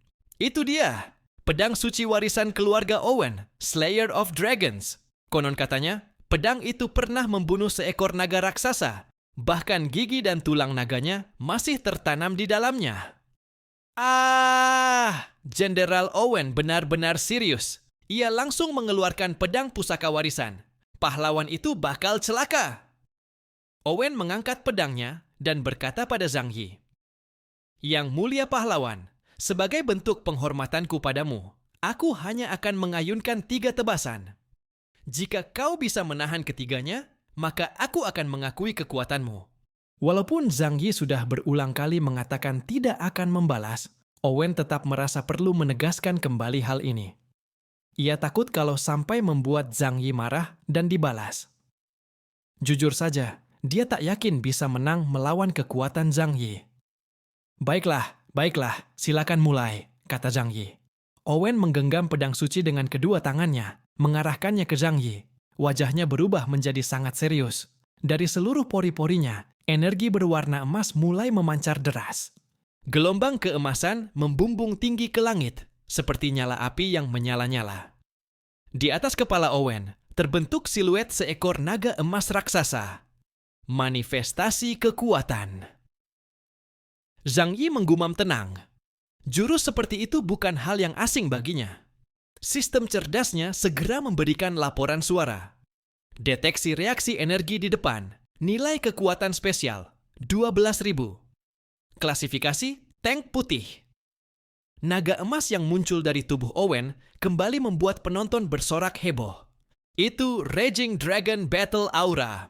Jurus pamungkas legendaris dari Jenderal Owen. Dulu dia pernah mengalahkan salah satu dari 4 Raja Iblis, Cavendish, dengan jurus ini. Jurus legendaris muncul. Ini benar-benar luar biasa. Owen sangat puas dengan reaksi para penonton. Dalam hati, ia sudah merancang strategi. Ia akan mengerahkan seluruh kekuatannya dalam 3 tebasan ini. Bisa menahan seranganku tanpa membalas. Kau terlalu meremehkanku, pahlawan. Jika aku bisa mengalahkanmu di hadapan semua orang, maka namaku akan menggema ke seluruh benua. Bahkan, jika kita berhasil mengalahkan Raja Iblis nanti, kenyataan bahwa aku pernah mengalahkanmu tidak akan berubah. Dengan penuh semangat, Owen berteriak, "Pahlawan, bersiaplah!" Ia mengangkat pedang suci tinggi-tinggi, lalu tubuhnya merendah dan melesat dengan kecepatan tinggi, hampir menyentuh tanah, langsung menyerbu Zhang Yi. Gerakannya secepat kilat. Owen memang hebat. Teknik pedangnya sangat matang, bahkan mungkin tak kalah dari Zhang Yi. Pedangnya bergerak seiring tubuhnya, dan naga emas itu meraung menuju Zhang Yi. Namun Zhang Yi tetap berdiri di tempat, tanpa menghindar, tanpa sedikit pun ekspresi khawatir. Tebasan pedang itu mengenai tubuh Zhang Yi. Melihat Zhang Yi tak berusaha menghindar, penonton pun berteriak kaget. Dia gila? Itu tebasan penuh dari seorang Sword Saint. Selesai sudah. Pahlawan itu akan mati. Ia akan membayar mahal atas keangkuhan dan kebodohannya. Banyak orang menutup mata, tak sanggup melihat adegan berikutnya. Namun, pemandangan tubuh pahlawan yang terbelah 2 tidak terjadi. Pedang suci milik Jenderal Owen hanya menabrak lengan Zhang Yi dan berhenti di sana. Tidak bergerak sedikit pun lagi. Zhang Yi tidak melawan, tidak menghindar, bahkan tidak menggunakan kemampuan apapun. Ia hanya berdiri di tempat, membiarkan pedang Owen menghantam armor iblis miliknya. Ujung pedang itu terhenti di permukaan zirah, tak mampu menembus barang 1 milimeter pun. Wajah Owen yang sebelumnya penuh percaya diri kini menjadi hampa. Ia terpaku melihat pemandangan di depannya, bahkan mulai meragukan matanya sendiri. Serangan sekuat itu, bahkan Raja Iblis sekalipun, dalam keadaan tidak siap, pasti akan terluka. Tapi ini, bagaimana mungkin? Gumam Owen tak percaya. Arena yang semula riuh seketika, menjadi hening seperti mati. Tempat yang tadinya bergemuruh oleh sorakan kini seperti perpustakaan sunyi. Semua orang terdiam seperti bebek dicekik. Baru saja ribut, kini mendadak bungkam. Ekspresi keterkejutan, ketidakpercayaan, dan kebingungan terlihat di wajah mereka. Beberapa orang bahkan menampar wajah sendiri dengan keras, berharap mereka hanya sedang bermimpi. Tapi meski wajah mereka merah lebam, pemandangan di hadapan mereka tetap tidak berubah. Para Grand Magus di arena juga tertegun. Zirah itu ada yang aneh, jangan-jangan. Itu adalah artefak legendaris. Seorang kakek berjanggut merah berteriak keras. Ia adalah Grand Magus elemen api yang terkenal. Artefak? Benar! Pasti itu senjata yang diberikan oleh para dewa kepada sang pahlawan. Tak heran jika pertahanannya sedahsyat ini. Saat Owen masih tercengang, Zhang Yi telah menghitung tingkat daya rusak dari serangan tadi. Sangat disayangkan, bahkan untuk menembus lapisan cat di permukaan zirah pun tidak bisa. Maaf, mungkin pernyataan itu agak berlebihan. Sebenarnya, bahkan untuk meninggalkan satu goresan kecil pun, serangan itu gagal total. Zhang Yi menunduk dan melirik posisi lengannya. Coba lagi. Kali ini jangan ditahan, serang aku dengan teknik pedang terkuat milikmu. Owen akhirnya sadar dari keterpakuannya. Wajahnya berganti warna, dari pucat menjadi merah padam. Ia menjerit mundur beberapa langkah, lalu berteriak sekeras-kerasnya, entah karena gugup atau panik. Tak heran kau disebut pahlawan. Tebasan tadi hanya pemanasan saja. Sekarang, aku akan serius.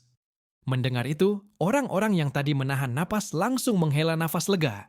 Aku sudah bilang, pasti Jenderal Owen hanya bermurah hati, belum mengerahkan kekuatannya. Benar. Tidak mungkin pedang Jenderal Owen tidak bisa menembus zirah musuh. Nanti saat beliau serius, pria itu tak akan bisa santai lagi. Owen kini sudah bercucuran keringat. Padahal tebasan pertama tadi, ia sudah mengerahkan seluruh kekuatannya. Namun kini, ia tak bisa mundur lagi. Ia pun mengerahkan kembali semua tenaga yang tersisa, berteriak sembari kembali menyerang Zhang Yi.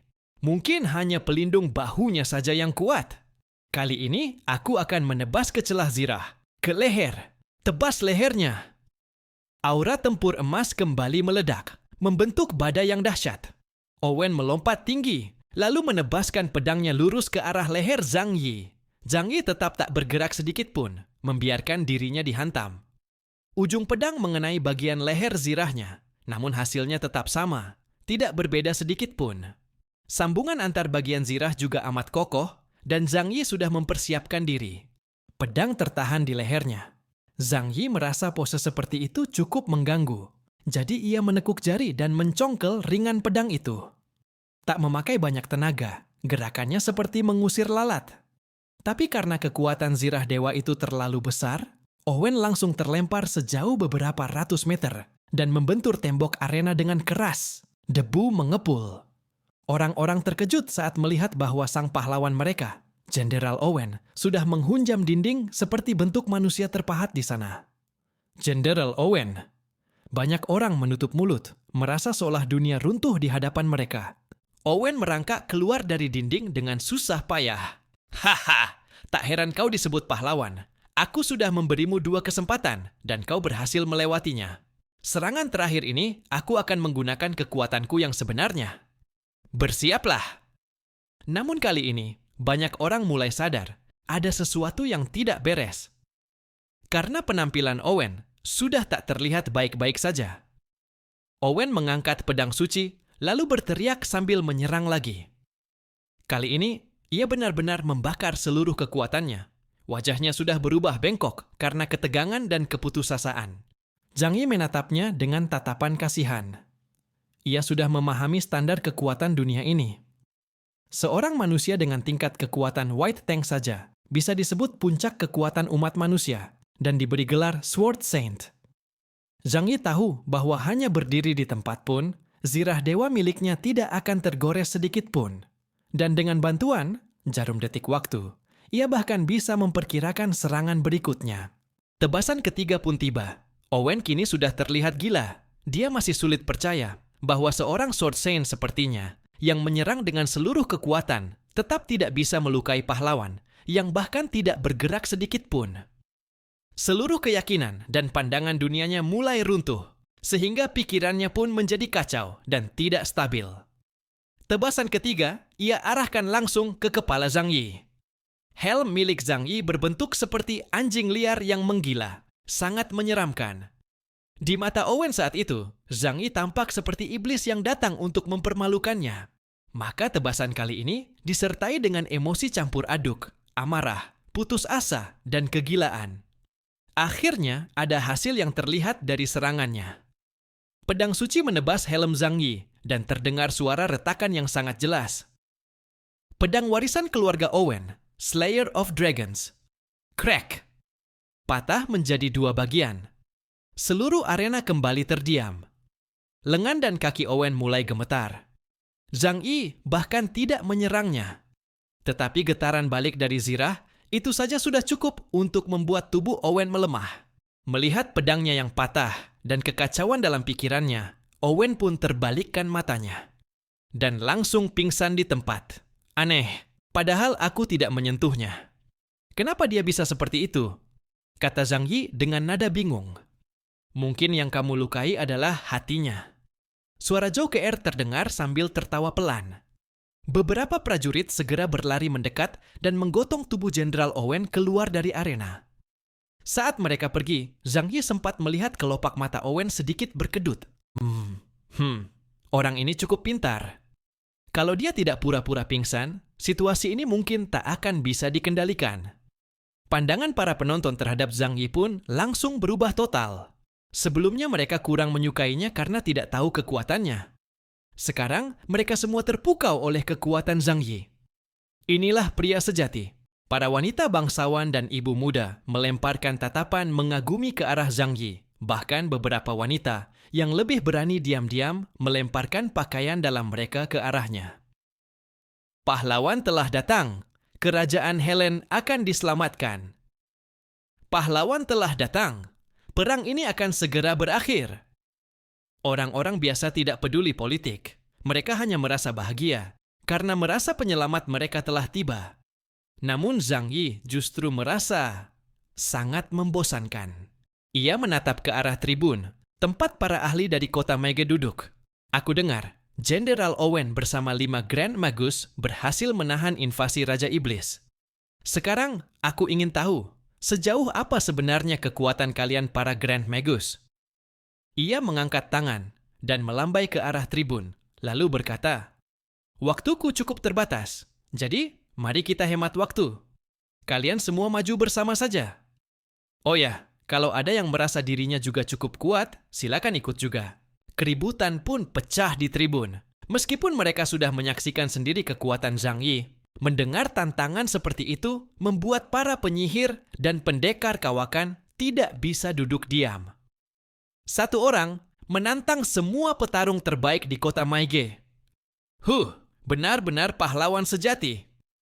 Meski aku tahu dia terlalu kuat, tapi dipermalukan seperti ini, aku tetap harus maju. Beberapa penyihir muda dan prajurit penuh semangat langsung melompati pagar dan masuk ke arena. Mereka hanya salah paham satu hal. Zhang Yi sebenarnya tidak berniat menghina siapapun. Zhang Yi sebenarnya hanya ingin mengamati seberapa besar kekuatan para penyihir, agar tidak sampai salah menilai tingkat kekuatan dunia ini. Sekelompok besar pemuda dengan semangat tinggi mengelilingi Zhang Yi. Namun, mereka tidak langsung menyerang. Mereka sedang menunggu. Di atas tribun, kelima Grand Magus melihat situasi tersebut dan tentu saja tak bisa hanya duduk diam. Karena Tuan Pahlawan ingin beradu jurus dengan kami, maka kami akan menemani beliau bersenang-senang. Tak bisa dibiarkan orang lain mengira bahwa penduduk kota Meige semuanya pengecut. Kelima Grand Magus itu mengendarai tongkat mereka dan melayang ke angkasa, mengepung Zhang Yi dari segala penjuru langit. Elemen angin, api, air, listrik, dan tanah. 5 penyihir dari 5 bidang berbeda. Dan karena tahu bahwa mereka menghadapi musuh yang sangat kuat, mereka langsung memutuskan untuk menggunakan mantra terlarang dalam serangan mereka. Pahlawan, kami akan menggunakan 5 jenis mantra terlarang untuk menyerangmu. Bahkan Raja Iblis pun tidak akan menganggap remeh serangan ini. Bersiaplah! Seorang kakek tua bertubuh kurus dengan janggut putih memperingatkan Zhang Yi dengan serius. Jangan lakukan aksi bertahan tanpa perlawanan lagi. Zhang Yi menengadah dan memandang mereka, lalu tersenyum tipis. Oh, terima kasih atas perhatianmu, tapi aku tidak apa-apa. Silakan saja serang. Bukan karena dia sombong, tapi kenyataannya, jika dia sedikit saja membalas, semua orang itu bisa dilenyapkan dalam sekejap. Namun ekspresi tenangnya itu justru dianggap sebagai bentuk penghinaan terhadap lawan-lawannya. Kalau begitu, rasakanlah kekuatan mantra terlarang. Penyihir api berjanggut merah mengangkat tongkatnya tinggi-tinggi dan mulai melafalkan mantra terlarang dengan cepat. Wahai bara sisa sang dewa api kuno, dengarkan panggilanku. Di tengah kekacauan dunia ini, menyalalah api yang tak berujung. Dengan namaku, bangkitlah kemarahan roh api. Biarlah gelombang panas membakar segalanya laksana tsunami menyapu daratan. Wahai roh elemen api, kumpulkan kekuatan yang mampu menghancurkan langit dan bumi. Bentuklah pedang api, bakarlah segala halangan di hadapan kami. Mantra terlarang api, turunlah. Tak lama kemudian, para Grand Magus lainnya pun mulai melafalkan mantra mereka. Berbagai kekuatan elemen terjalin di langit, membentuk pelangi yang menakjubkan dan mencolok. Penyihir angin, kakek tua berjanggut putih itu, mengangkat tangannya yang menyerupai dahan kering. Seketika, badai besar mulai terbentuk di langit. Raja Roh Angin, penguasa angkasa hampa. Dengarlah doaku, bentangkan sayap tak kasat matamu. Satukan angin liar, bentuklah badai penghancur. Mengaumlah, wahai kekuatan angin, tarik segala yang ada ke dalam pusaran tanpa akhir. Hancurkan segala ilusi, robek belenggu dunia ini. Dengan nama mantra terlarang angin, biarlah angin menjadi utusan kehancuran, menyapu segalanya, dan buat dunia ini gemetar dalam amuk angin. Penyihir air menggoyang-goyangkan tongkat sihirnya di udara, menciptakan pusaran besar berwarna biru. Butiran air tercipta satu persatu dari udara kosong, semakin banyak, lalu menyatu membentuk sungai yang mengamuk. Wahai Dewa Laut kuno, penguasa dasar samudra, dengan hati yang tulus, aku memanggil kekuatanmu yang tertidur. Roh air, dengarkan perintahku. Bergabunglah menjadi ombak raksasa. Biarlah lautan tak berujung ini menelan seluruh daratan, menyeret semuanya ke dasar laut. Mantra terlarang air, bangkitkanlah banjir besar yang menyapu dunia. Bersihkan segala kotoran, dan bawa segalanya kembali ke pelukan air yang tenang dan purba. Seorang Grand Magus wanita berambut panjang ungu menggunakan tongkatnya untuk memanggil kekuatan dari langit, menciptakan ratusan naga petir raksasa yang menyambar turun dari angkasa. Penguasa petir di angkasa tinggi. Dengan jiwaku sebagai medium, aku memanggil kekuatanmu yang memusnahkan segalanya. Roh listrik, bersinarlah, kumpulkan kilat paling menyilaukan. Biarkan aliran listrik mengerikan ini, seperti naga besar yang meliuk, menembus antara langit dan bumi.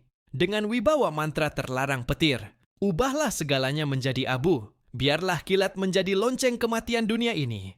Turunlah cahaya penghancur. Sementara itu, Grand Magus Tanah menjadikan tongkatnya seperti pohon raksasa, membuat tanah di sekitarnya pecah-pecah. Batu-batu besar sebesar truk melayang di sekelilingnya, seperti meteor siap menghantam. Wahai penjaga tanah, raksasa yang tertidur. Dengan nama sihir, aku membangkitkan kekuatanmu. Elemen tanah, bersatulah. Bentuklah pegunungan besar, jadilah aliran lumpur yang tak terbendung.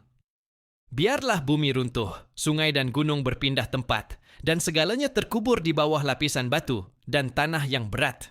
Mantra terlarang tanah, bangkitkanlah kemarahan bumi. Bawalah dunia ini kembali ke kehampaan asalnya. Sihir memang jenis kekuatan yang merepotkan, tidak sepraktis kekuatan tipe emitter, pelepasan energi.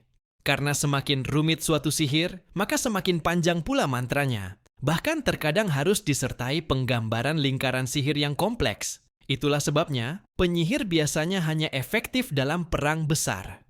Mereka bisa disamakan dengan unit artileri berat dalam tentara manusia. Begitu kelima Grand Magus serentak meluncurkan serangan, langit dipenuhi oleh kekuatan magis yang mengerikan. Gelombang kekuatan penghancur pun mengarah langsung ke Zhang Yi.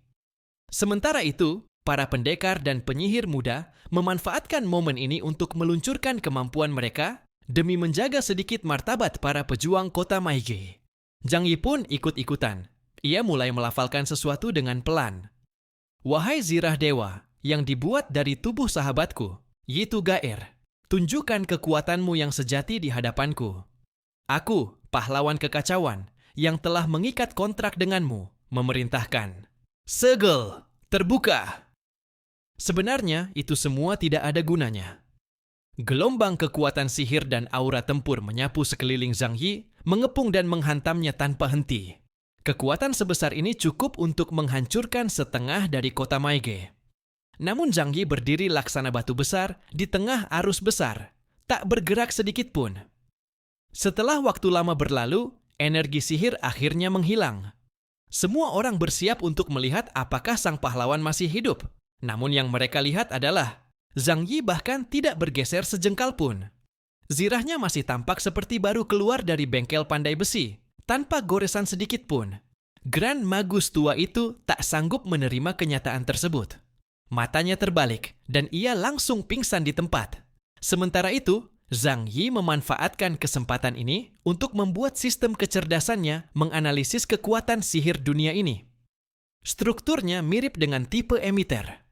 Namun, sihir memiliki bentuk sistematis yang lebih lengkap, mengurangi perbedaan antar individu dan membuatnya jadi kekuatan yang bisa dimiliki semua orang.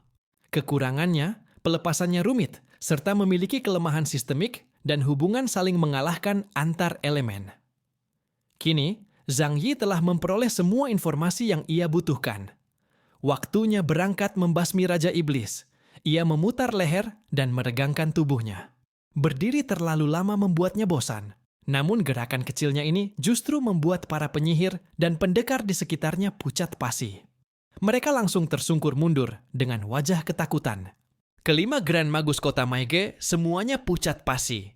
Meski mereka sudah tahu bahwa sang pahlawan sangat kuat, mereka sama sekali tidak menyangka bahwa kekuatannya bisa mencapai tingkat yang mengerikan seperti ini.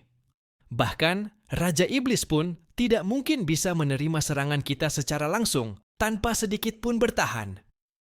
Pahlawan generasi ini benar-benar monster. Zhang Yi menghela napas dengan nada kecewa.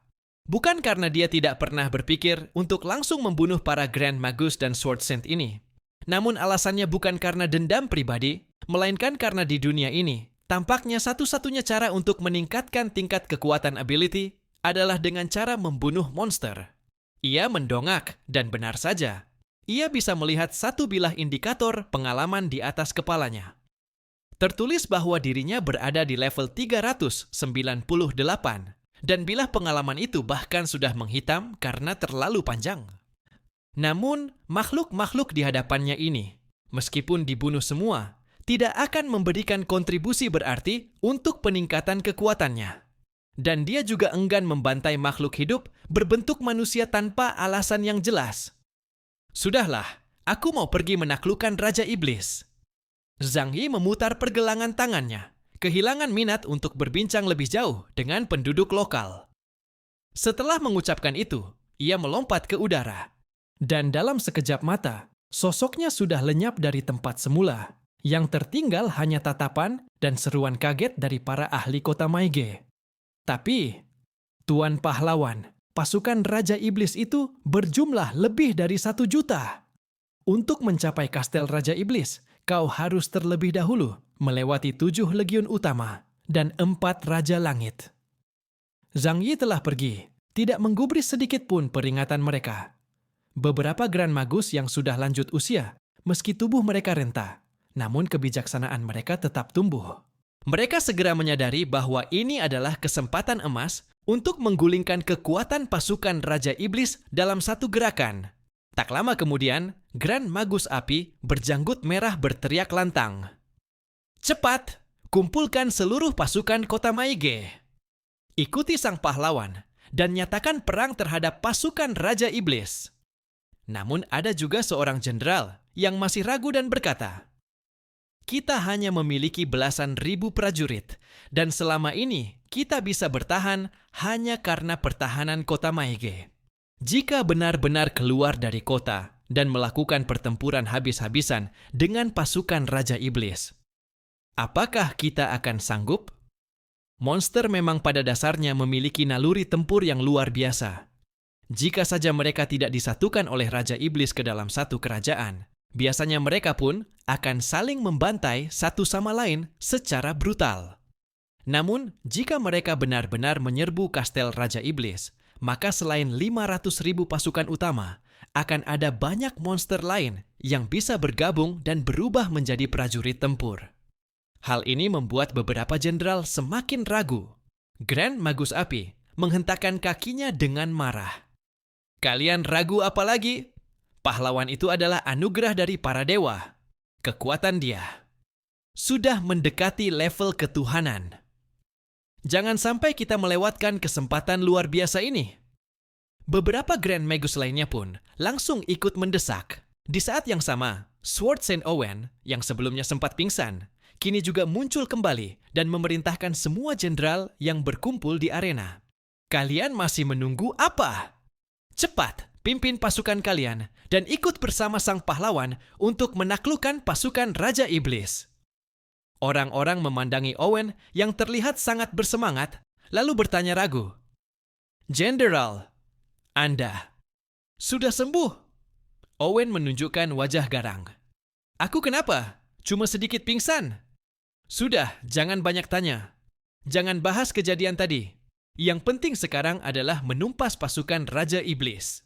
Para penguasa tertinggi kota Maege bersuara serempak, maka siapa lagi yang berani menolak? Seketika itu juga, seluruh kota Maege menjadi ramai. Pasukan penyihir, pasukan pendekar, dan pasukan reguler semuanya bergerak serentak.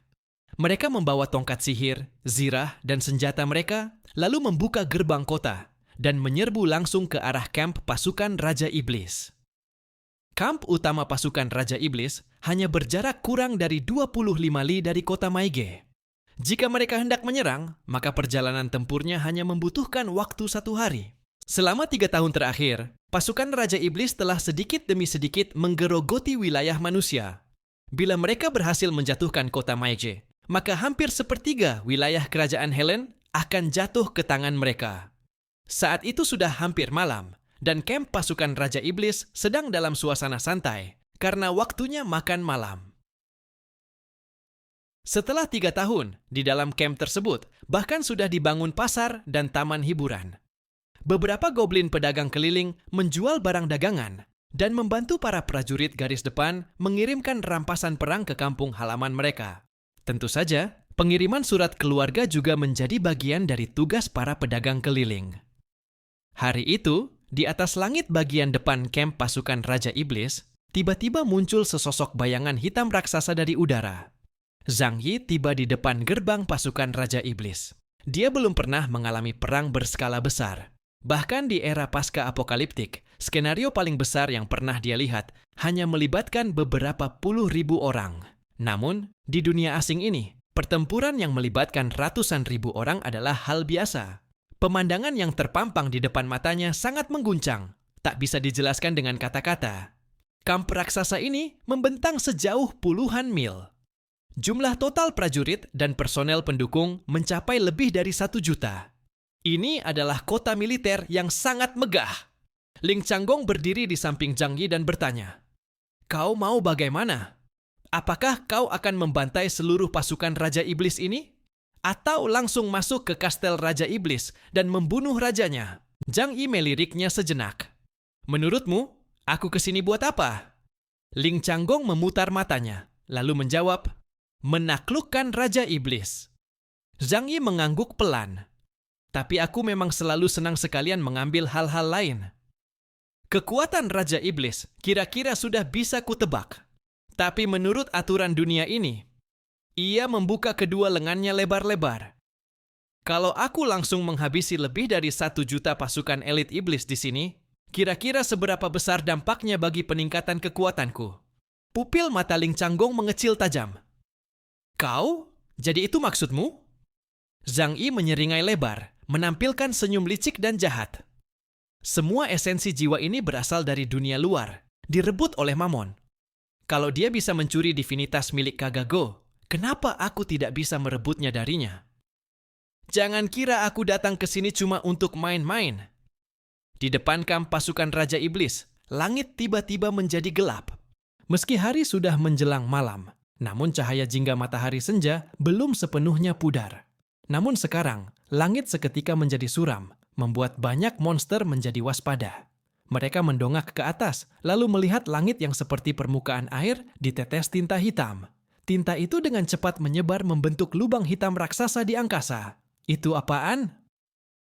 "Mau hujan ya? Aku harus buru-buru pulang dan ambil jemuran." Beberapa goblin yang memegang mangkuk nasi bergegas ingin kembali ke tenda untuk menyelamatkan pakaian mereka. Namun, makhluk-makhluk kuat dalam pasukan Raja Iblis langsung merasakan aura bahaya yang sangat nyata. Para ogre raksasa dan ghoul bersenjata keluar dari tenda, menatap langit dengan wajah serius. Seekor manusia burung yang bermata tajam melihat Zhang Yi dan Ling Changgong. Pupilnya langsung menyempit, dan di detik berikutnya, ia mengeluarkan teriakan nyaring yang menembus langit. "Manusia menyerbu!" Namun waktunya sudah terlalu singkat. Mereka menyadari atau tidak, semuanya sudah terlambat. Zhang Yi hanya dengan santai membuka sebuah gerbang dimensi. Kemudian, satu persatu laras senapan dan meriam. Ada yang besar dan panjang, ada yang kecil dan ramping, muncul dari dalam ruang dimensi, memanjang rapat dan padat mengarah ke bawah, tepat ke arah kamp pasukan Raja Iblis yang membentang hingga ratusan li. Jumlahnya terlalu banyak. Lebih baik gunakan metode serangan menyeluruh seperti ini, lebih mudah diselesaikan. Zhang Yi berkata dengan tenang, lalu mengangkat tangannya dan mengayunkannya keras ke bawah. "Tembak!" Ratusan ribu meriam dan senapan memuntahkan suara gemuruh yang mengguncang langit. seolah-olah badai petir musim panas yang paling mengerikan sedang meledak di atas kamp pasukan Raja Iblis. Suara ledakan yang memekakkan telinga disertai dengan kilatan cahaya merah dan kuning yang memenuhi seluruh langit. Kegelapan diikuti oleh cahaya, dan cahaya yang terlalu terang membawa rasa nyeri pada mata. Sinar-sinar tajam, bagai hujan cahaya menghujani kamp pasukan Raja Iblis. Para monster bahkan belum sempat bereaksi. Tubuh mereka langsung ditembus dan dihujani peluru hingga berlubang-lubang. Bom klaster meledak di dalam kamp pasukan Raja Iblis. Begitu satu bom meledak, langsung terpecah menjadi puluhan bom kecil. Dan dalam sekejap saja, ratusan monster hancur berkeping-keping menjadi daging tercabik. Rudal-rudal jenis Tomahawk menghantam daerah benteng. Dan ketika menyentuh tanah, permukaan bumi seolah-olah melonjak seperti gelombang air. Gelombang kejut dan cahaya api dari ledakan menyapu seluruh wilayah. Segala sesuatu di sepanjang beberapa blok jalan rata dengan tanah menjadi debu tak bersisa. Dalam sekejap, sebagian besar wilayah kamp pasukan Raja Iblis berubah menjadi puing-puing. Tak terhitung berapa banyak monster yang tewas dan sangat sedikit yang masih memiliki tubuh utuh untuk dikenali. Dan di atas kepala Zhang Yi, bilah pengalaman pun terus bertambah dengan kecepatan stabil. Meski hanya monster tingkat rendah, tapi karena jumlahnya begitu banyak, tetap saja sangat bermanfaat. Tatapan Zhang Yi pun mulai berbinar terang. Dibandingkan dengan dunia luar, di mana perlu menyerap esens manusia istimewa, lalu mengubahnya menjadi kekuatan sendiri, sistem pengalaman di dunia ini jauh lebih sederhana dan kasar. Selama cukup banyak membunuh monster, maka bilah pengalaman akan terus bertambah tanpa jeda. Tidak ada fase tidak aktif atau masa tunggu. Ling Changgong yang berdiri di sampingnya tak henti-hentinya berkedut matanya. Lao Zhang, kau benar-benar kejam juga ya? Hanya dengan satu anggukan tangan. Sendirian, ia menyerang pasukan Raja Iblis yang jumlahnya sejuta. Benar-benar pemandangan yang terlalu mengguncang. Zhang Yi meliriknya dan tersenyum santai. Biasa saja. Bagaimana? Kau mau coba juga? Ling Changgong menarik napas dalam-dalam, lalu menghela nafas panjang. Lupakan saja. Kemampuannya memang bukan untuk pertempuran massal. Saat itu, di kejauhan, pasukan manusia pun sudah berkumpul dan mulai menyerbu ke arah kamp pasukan Raja Iblis. Namun, ketika mereka masih berjarak puluhan kilometer, mereka tiba-tiba melihat perubahan aneh di langit. Lalu, nyala api yang membubung tinggi menembus langit dan memantulkan cahaya merah ke seluruh cakrawala. Apa itu? Kenapa ada cahaya api sebesar itu? Grand Magus elemen api menunjukkan wajah penuh kebingungan. Dalam pemahamannya, bahkan sihir terlarang pun tak bisa menghasilkan efek sehebat itu. Jangan-jangan pasukan Raja Iblis sedang masak malam-malam, lalu dapurnya kebakaran? Seseorang asal nyeletuk tidak masuk akal, namun jelas tidak ada yang mempercayainya. Mana mungkin dapur terbakar bisa menyebabkan kehancuran hingga ratusan li jauhnya. Lalu, apa sebenarnya yang terjadi? Jenderal, ada perubahan di kamp pasukan Raja Iblis. Seorang pengintai datang melapor kepada Jenderal Owen dan para Grand Magus. Owen menahan tali kekang kudanya. Cepat katakan! Pengintai itu menjawab dengan suara gemetar penuh semangat. Tuan pahlawan sudah lebih dulu tiba di kamp pasukan Raja Iblis. Seorang diri. Lalu beliau melepaskan sihir super yang langsung meluluh lantakkan seluruh formasi pasukan mereka. Korban di pihak musuh sangat besar. Apa? Semua orang terkejut sampai mulutnya menganga. Salah satu Grand Magus bahkan hampir jatuh dari tongkatnya. Satu orang? Kau yakin hanya sang pahlawan sendiri? Grand Magus itu membelalak, menatap sang pengintai. Seakan matanya hendak keluar, penuh urat darah. Sulit menerima kenyataan ini. Sang pengintai mengangguk mantap. Benar, Tuan. Di dalam barisan, terdengar suara napas tertahan beramai-ramai. Apakah dia masih manusia? Ini kekuatan yang hanya mungkin dimiliki oleh dewa. Satu jurus sihir yang menghancurkan ribuan likamp musuh. Ini hanya bisa disamakan dengan kutukan surgawi yang diturunkan langsung oleh para dewa. Namun, dalam ingatan mereka, peristiwa seperti itu hanyalah legenda kuno. Tapi kini mereka menyaksikannya dengan mata kepala sendiri. Bagaimana mungkin tidak merasa terpana? Owen menarik napas dalam-dalam, lalu menengadah dan berteriak lantang. Langit memberkati kerajaan. Helen, rekan-rekanku, maju bersamaku. Kita hancurkan pasukan Raja Iblis. Ia mengangkat pedangnya tinggi-tinggi dan berteriak. Mengalahkan pasukan Raja Iblis dan mempertahankan kedamaian kerajaan Helen adalah tanggung jawabku yang tak bisa ditolak. Hari ini, aku harus menuntaskan hidup dan mati dengan Raja Iblis. Serang! Aku, Tata Kuru, juga akan bertarung. Raja Iblis, hari ini kau atau aku yang mati. Aku, Murici, juga ikut. Aku juga! Para prajurit menjadi sangat bersemangat. Mereka berlomba-lomba menyerbu ke garis depan. Khawatir kalau datang terlambat, seluruh pasukan Raja Iblis sudah dibantai habis oleh Zhang Yi sendirian. Kalau begitu, mereka hanya bisa mengumpulkan beberapa mayat untuk dibawa pulang dan pamer saat kembali ke kampung halaman nanti. Satu ronde serangan dari Zhang Yi dengan kekuatan penuh mode King of War langsung mengurangi lebih dari 2/3 jumlah pasukan Raja Iblis. Jeritan dan raungan menyelimuti bumi. Monster-monster yang belum tewas akhirnya sadar. Mereka sedang diserang oleh manusia. Meski mereka tidak tahu bagaimana caranya, namun mereka tahu harus melawan. Naluri brutal para monster pun bangkit. Para ogre raksasa mengangkat senjata mereka dan berhamburan keluar dari camp, sementara pasukan berkuda udara naik ke angkasa dengan menunggangi burung iblis. Suara pekik mengguncang langit, bahkan pasukan naga terbang pun dikerahkan. Mereka menemukan keberadaan Zhang Yi dan segera mengepungnya untuk menangkap dan menginterogasinya. Di antara mereka, ada banyak tokoh kuat, kira-kira setara dengan Jenderal Owen dan para Grand Magus. Mata mereka dipenuhi pembuluh darah, amarah menggelora di dada, dan satu-satunya cara untuk memadamkannya adalah dengan darah manusia. Namun setelah ronde pertama, Zhang Yi tidak berniat melanjutkan serangan lagi. Paman Yao, Keren, sisanya serahkan pada kalian. Ya. Sisa pasukan yang tercerai-berai terlalu acak dan menyebar, tidak cocok untuk serangan presisi. Zhang Yi juga tidak berminat membuang waktu pada para prajurit rendahan ini. Paman Yu dan Lu Keren pun muncul dari bayangan. Tubuh Paman Yu turun dari langit dan menghantam puncak gunung, lalu langsung tertanam dan terpasang pada batu karang. Tubuh setengah mesinnya langsung mengunci posisi. Pelindung lengan terbuka, memperlihatkan lubang-lubang peluru berlapis. Dari bagian dada dan bahunya pun keluar meriam dan meriam laser. Sementara itu, Lu Keren langsung menerbangkan pesawat tempur Snow Owl ke langit. Kedua tangannya bergerak cepat di atas layar.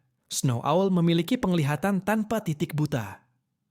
Dari sudut pandang Lu Keren, medan pertempuran di sekitarnya tampak sepenuhnya transparan. Dengan begitu, ia bisa langsung mengunci setiap target musuh. Para musuh yang meraung-raung menyerbu ke arahnya, baik itu pasukan naga terbang, pasukan burung iblis, maupun monster-monster yang muncul dari kobaran api. Semuanya langsung berubah menjadi titik-titik merah di layar Snow Owl. Cahaya berkedip-kedip memenuhi seluruh layar dengan sangat cepat. Jumlah monster telah dipastikan 32.428 ekor. Sudut bibir Lu Keren menyunggingkan senyum kecil seperti iblis cilik. Lalu ia langsung menekan tombol peluncur di sebelahnya. Paman Yu dan Lu Keren berbagi data intelijen, sehingga posisi monster yang tersebar juga bisa didapatkan oleh mereka berdua. Di saat yang sama, dari mecha Snow Owl dan armor tempur milik Paman Yu, peluru-peluru meledak keluar seperti kembang api yang indah menghiasi langit. Amunisi itu melesat melintasi langit, meninggalkan jejak-jejak asap panjang yang berkilau indah, seperti lukisan cahaya yang menawan. Namun peluru-peluru yang rapat itu justru menjadi seperti sabit kematian, meluncur jatuh ke arah pasukan Raja Iblis. Bunuh! Para ksatria naga di udara mengendalikan tali kekang, menggenggam senjata tajam, tetap dalam formasi menyerbu. Namun, pada detik berikutnya, puluhan peluru meluncur menghampiri. Duar! Duar! Suara itu tumpul namun cepat, seperti hujan badai yang tiba-tiba mengguyur tumpukan tepung. Naga-naga terbang dengan tubuh yang diklaim sebagai yang terkuat di dunia ini, kulitnya yang keras dan dagingnya yang tebal. Semuanya hancur seperti tahu di hadapan peluru kecepatan tinggi. Adegan itu begitu brutal, penuh estetika kekerasan. Tubuh mereka terbelah di udara, bahkan sebelum sempat jatuh ke tanah, langsung berubah menjadi potongan daging di tengah langit. Ini adalah pertempuran yang jelas tidak berada pada level yang sama. Seorang Raja Iblis dari klan Iblis terbang ke langit, memiliki sepasang sayap kelelawar hitam besar di punggungnya, dan tubuhnya memancarkan energi kegelapan yang sangat mengerikan.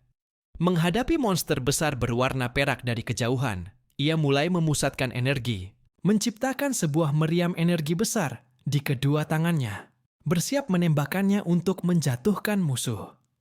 Snow Owl mendeteksi reaksi energi yang cukup besar, segera mengunci posisi Raja Iblis itu, dan memperbesar tampilannya di depan Lukeren. Lukeren hanya melirik sekali, lalu dengan santai mengangkat jarinya dan menunjuk ke arah kepala monster itu di layar. Sesaat kemudian, lengan Snow Owl memanjang, menampakkan laras meriam besar berwarna perak dan sebuah tembakan railgun bermuatan energi warna-warni langsung ditembakkan, dalam sekejap mencapai sang Raja Iblis. Ketika dia masih dalam fase mengisi daya sihirnya, ia tiba-tiba merasakan kekuatan besar menghantam tubuhnya. Bahkan sebelum sempat berteriak, tubuhnya langsung dihantam keras. Tembakan railgun mengenai tubuhnya dan menghantamnya hingga terlempar ke arah sebuah gunung di kejauhan. Gunung itu tidak mampu menahan kekuatan tersebut, bahkan untuk 1 detik pun, langsung runtuh, dan bebatuan besar menggelinding masuk ke kamp pasukan iblis. Sementara Raja Iblis itu sendiri, bahkan tidak menyisakan serpihan tubuh, tewas seketika. Pembantaian monster secara besar-besaran ini membuat kekuatan Lukeren dan Paman Yu meningkat dengan sangat cepat. Dalam dunia ini, selama berhasil membunuh monster, maka pengalaman pun langsung bertambah. Sangat praktis.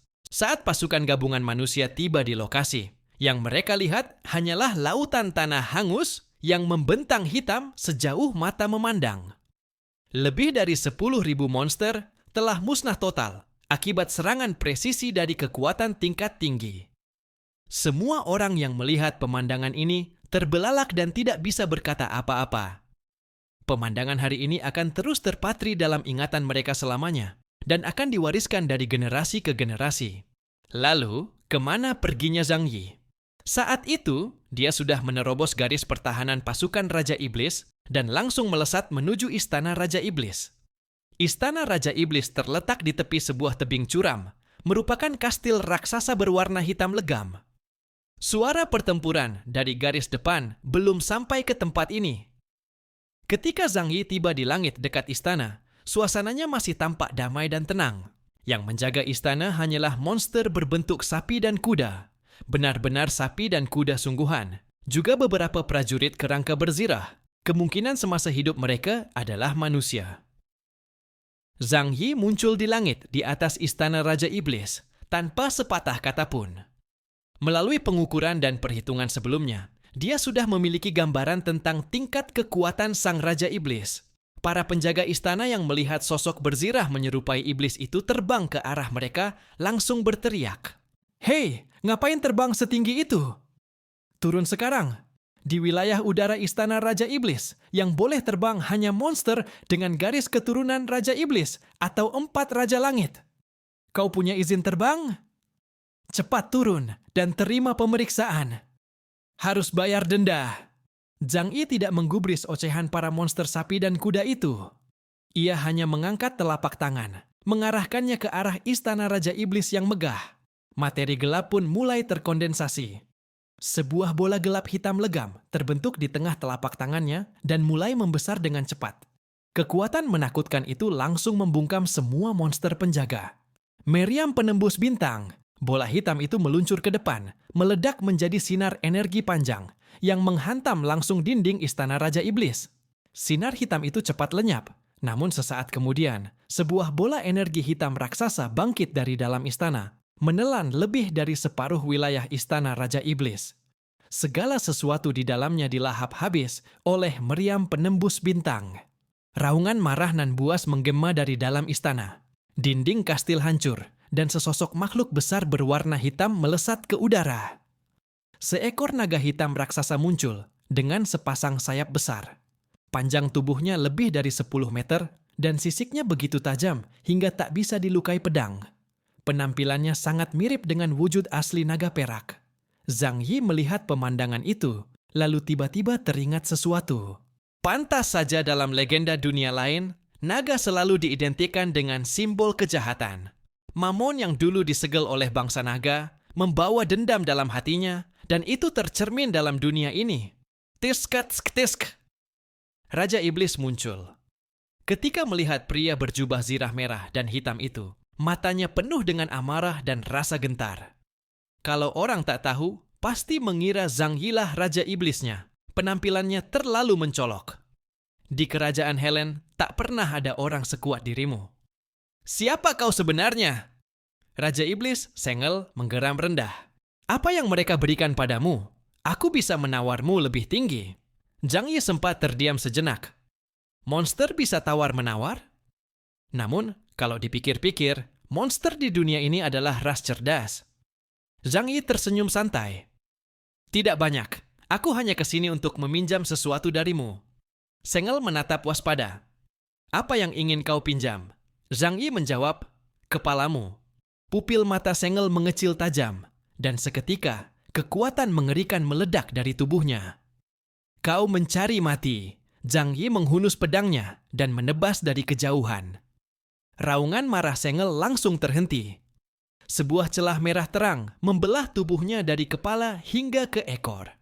Tubuhnya yang raksasa terbelah menjadi dua. Darah menyembur ke segala arah, dan ia terhempas jatuh ke tanah. Raja Iblis Sengel gugur. Setelah membunuh Raja Iblis Sengel, Zhang Yi merasakan bilah pengalaman di atas kepalanya meningkat sangat cepat. Sebelumnya, setelah menggabungkan sebagian esensi dari Pokong, ia berhasil meningkatkan indeks kemampuannya menjadi 36.000 poin. Kini, setelah memusnahkan seluruh pasukan Raja Iblis, ia mendapatkan tambahan pengalaman sebesar 1.500 poin.